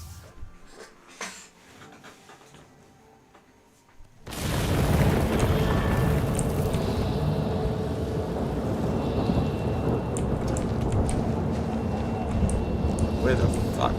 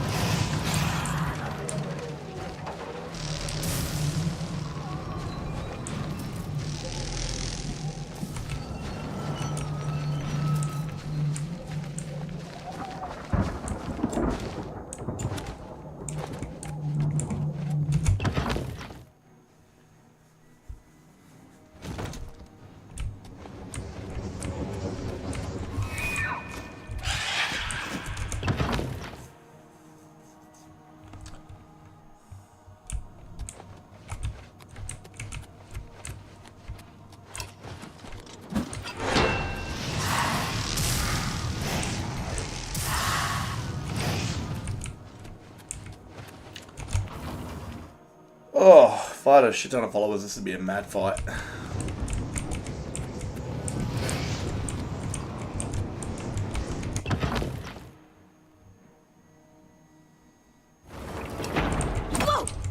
Rude. Oh, he slowed me. I'm a dead man. Can't jump. I'm so dead. I'm screwed.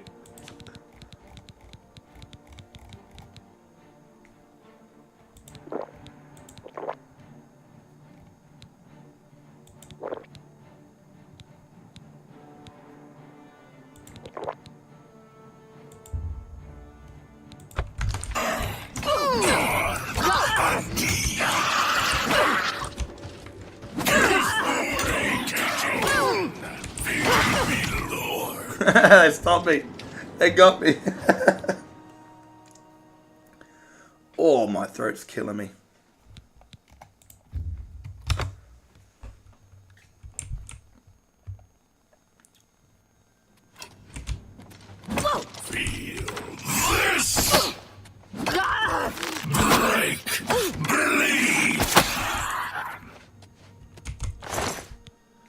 Oh.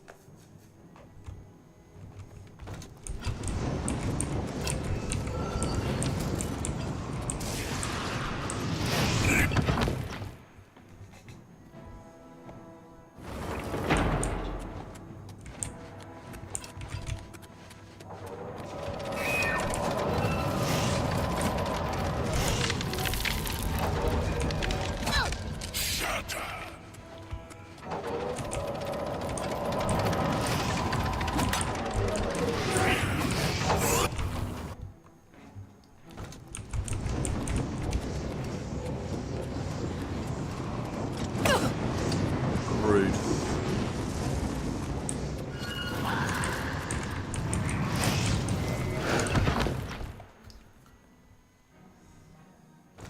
Which is a bit of Castlevania again today. It's a bad show, eh? I've never played the game.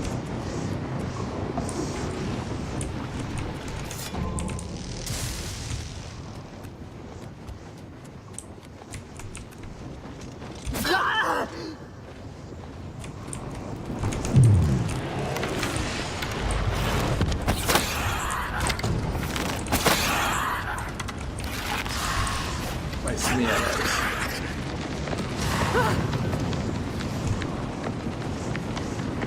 Wait, did I die? What the fuck? And I die! What the shit?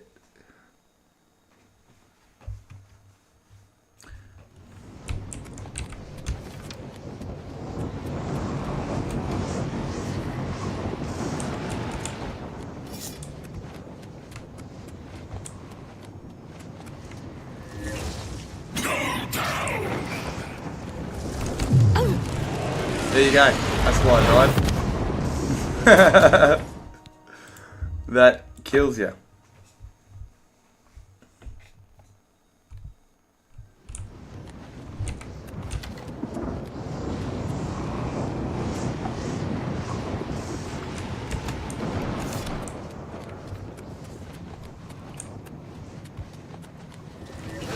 Stay away from boomies.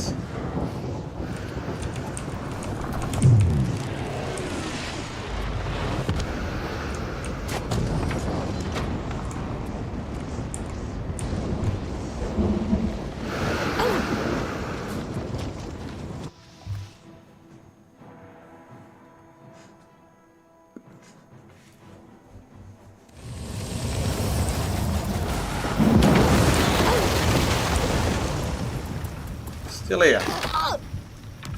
Mad lad.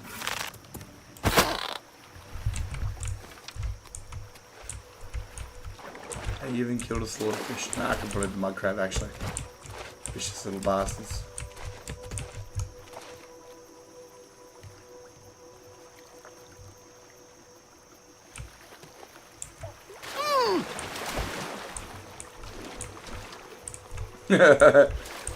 Looks like he's having a good time.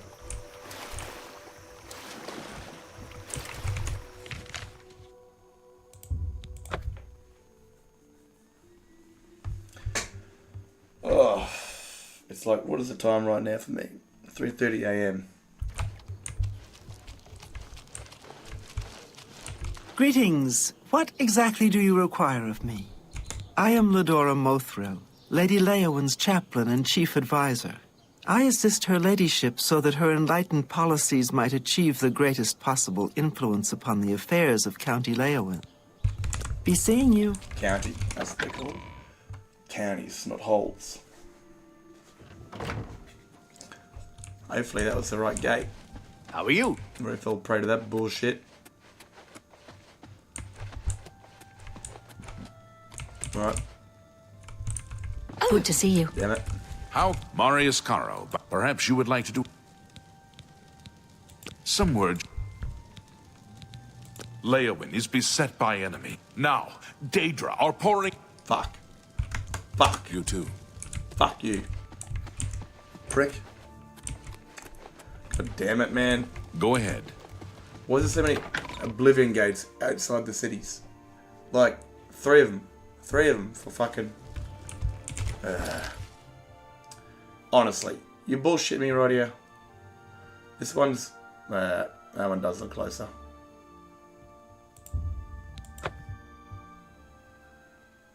Fuck me. Unnecessary. Oh, man. I don't even want to do it, eh? I'm like... Yeah, that's completely just cock-blocked me to 100%.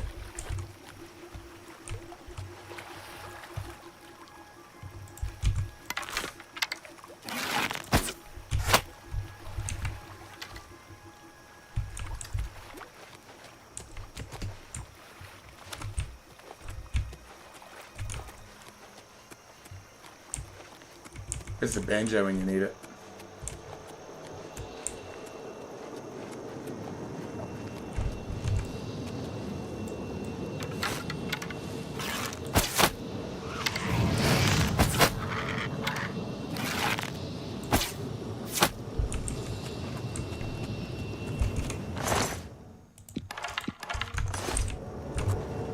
You see, I don't like this, right? But I would love to see this tree like on fire. There's an entire surrounding area just all wrong and shit.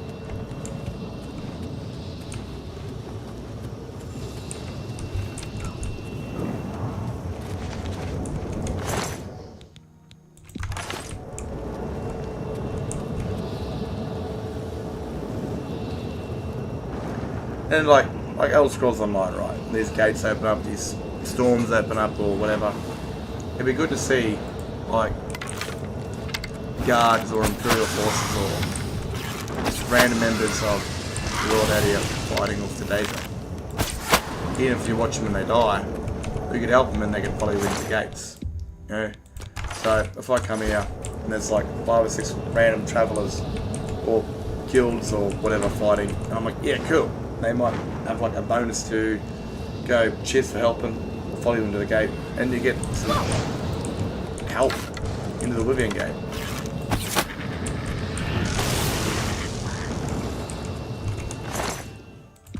Be a cool little feature. Because honestly, going into them over and over and over is boring shit. Like, fuck me dead, man.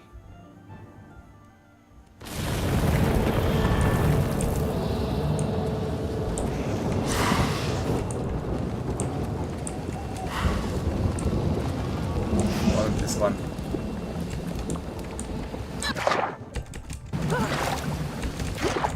I'm dead. Didn't make it. One more try, and then I'm going to bed. If I hope it fails, I really do.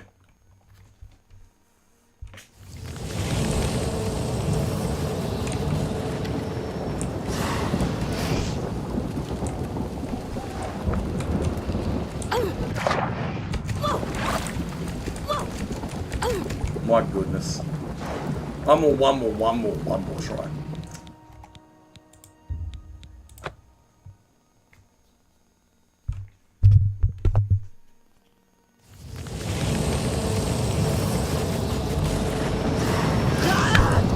Rude.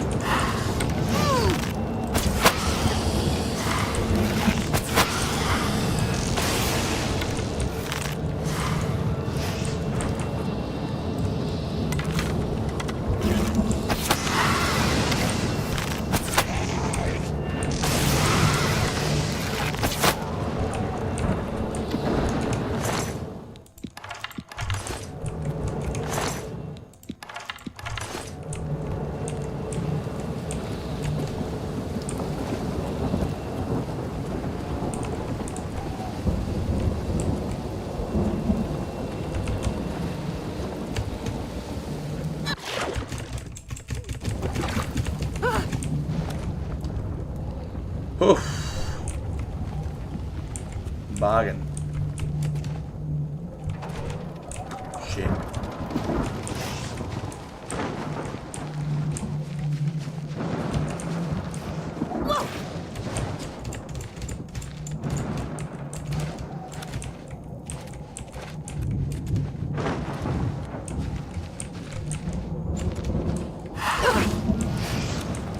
It's not nice. Oh my god.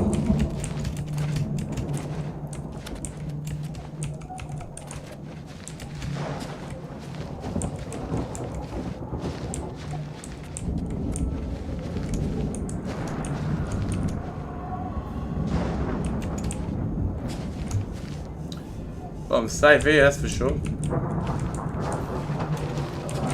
Oh, I'm not.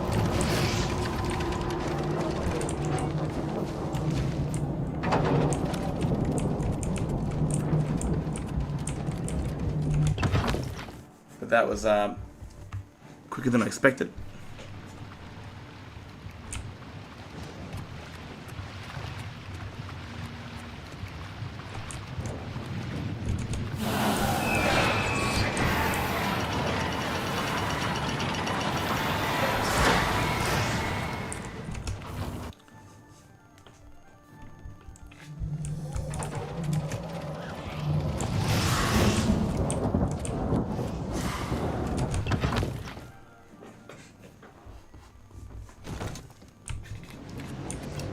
Oh.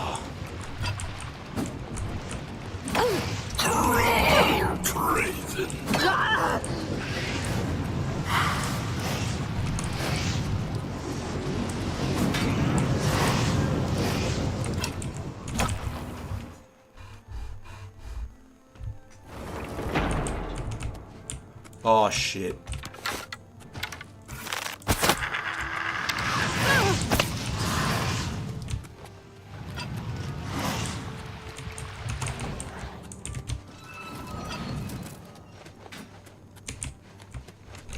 That guilt friggin' enchantment is brutal.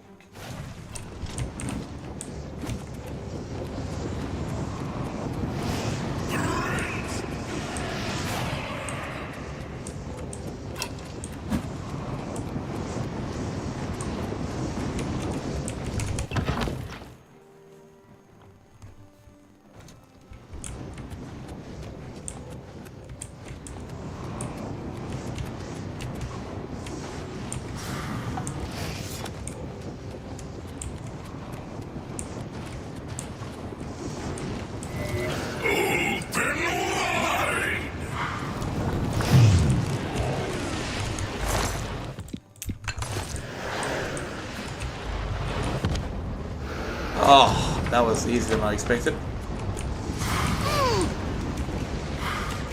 That parkour skill.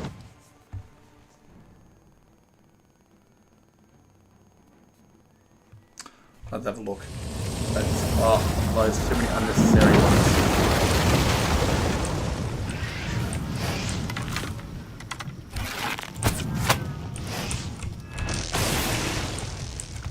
Way too many bloodgrass. That's the vampire thing. See, I like this right here. That's what I'm talking about. Area looks singed, even like burnt grass. You've got Oblivion fauna right here. Right. Useful stuff.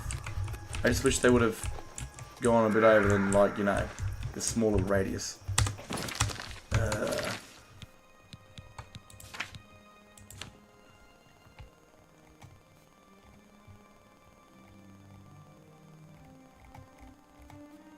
Still no, it's 250 gold. That's fucking a bit rough.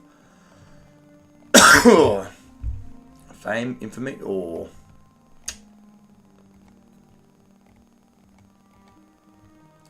only 13. Disappointed in myself. I killed 149 people. Oh my god.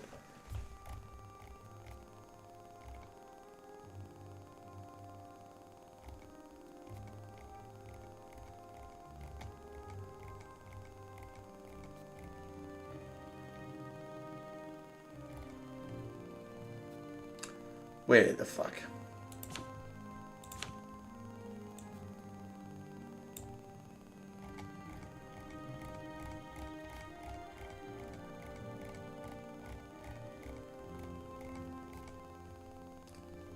Only 9. Weak. But it feels like 1,000. Feels like way too many. I mean, I'd probably like it more if it was more of a bloodbath, you know. I mean, having to scale mountains, having to go from one tower to another tower. Boring.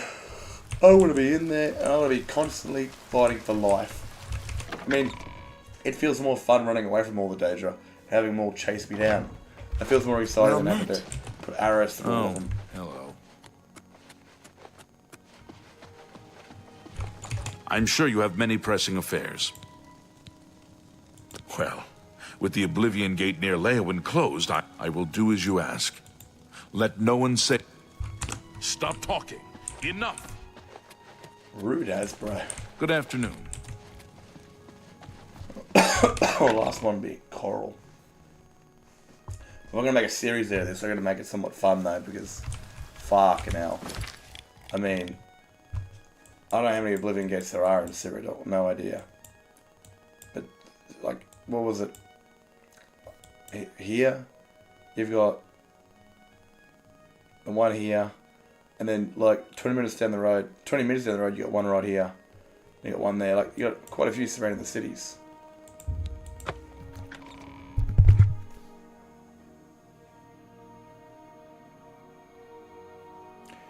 After 60, that's from spawning. So isn't there only like 60 gates though? There's like a limited amount of gates. Hello. Before new ones start opening up. What?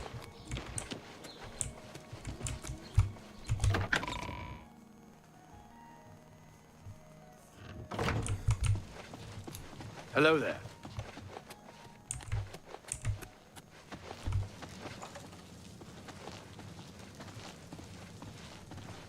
Hello, it's a pleasure to meet you. I am Countess Velga of Coral. I wish I had time to chat, but I'm afraid I'm in the middle of an investigation.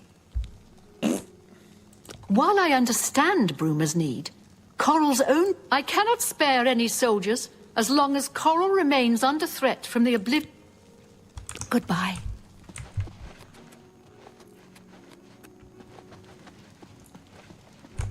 Well, the way to stop them all from spawning is by finishing the main quest.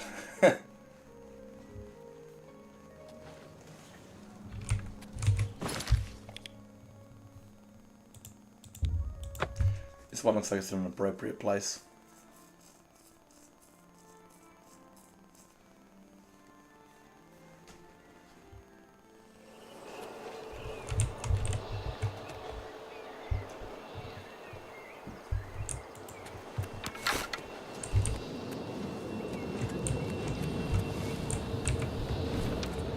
Speed run.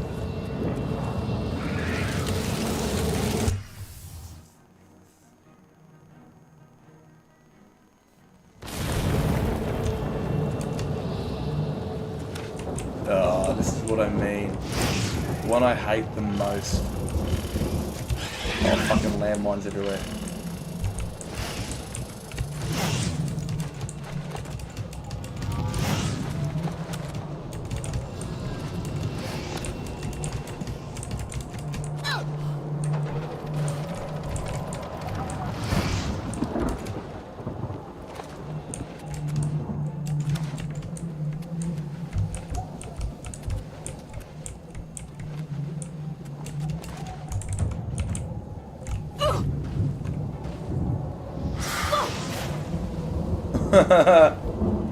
I think I might do this one tomorrow. I really do not want to run it. Oh, I hate this one so much. Just fucking go up this tower, unlock that gate, go down this tower, unlock that gate. It is so shit.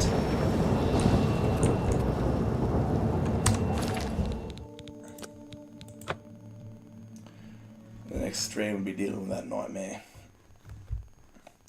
But as you can see, I was searching up Daedric artifacts on what would, things to do.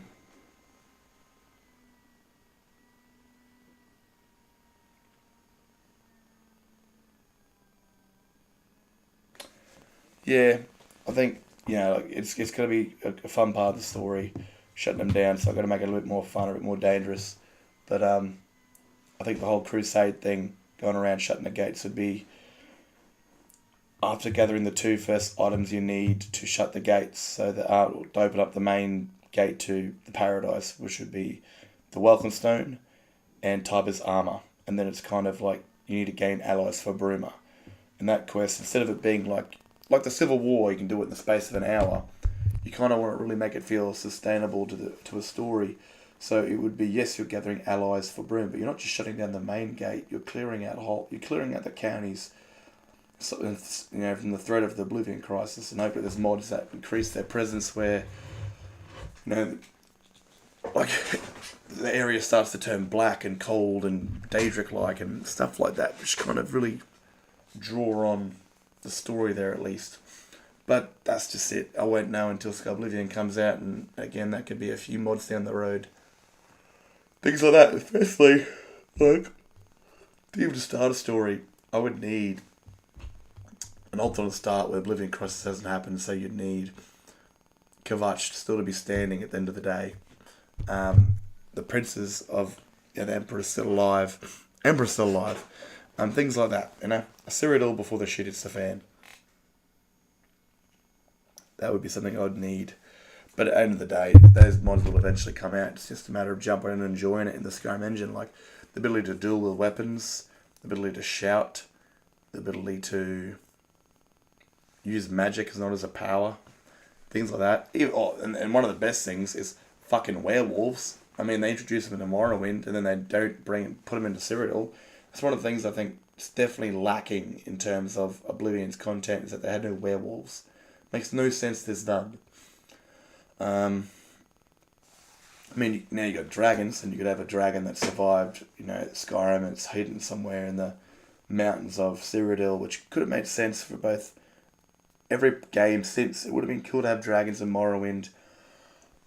You get one in Redguard, but you don't get them anywhere else, because they're all extinct. But they're not all extinct. You'd especially be able to find some that have hidden away, that have kept to themselves, or things like that throughout. They weren't slaughtered by the blades. That'd kind of be cool too. Seems like sort of world-ending bosses, not like like game bosses that you could hunt down, like in the game, kill yourself a dragon. Won't probably be dead, but still, it'd make more sense that dragons didn't all stay in Skyrim once Elduin vanished, that they pissed off to their own territories. And that would have been other provinces like Cyrodiil and Morrowind and Hammerfell and stuff like that. But that's just Sky Oblivion hopes and things for the future. But other than that, cheers for watching, mate. It's actually been pretty cool having a chat with you. And sometimes I do these during the nights. What's tomorrow? I might do one tomorrow night. And that's for me being an Australian. But I don't know. I'm on when I'm on. I don't have a schedule or anything like that. I'm not that kind of dude. Just go with the flow. But I will be back on to kind of finish this quest line. And do some Daedric quest, hopefully. Other than that, I'm going to get out of here. And I hope you guys enjoy the rest of your day on the other side of the world. I'm going to try and snag a couple hours sleep. And I'll catch us in another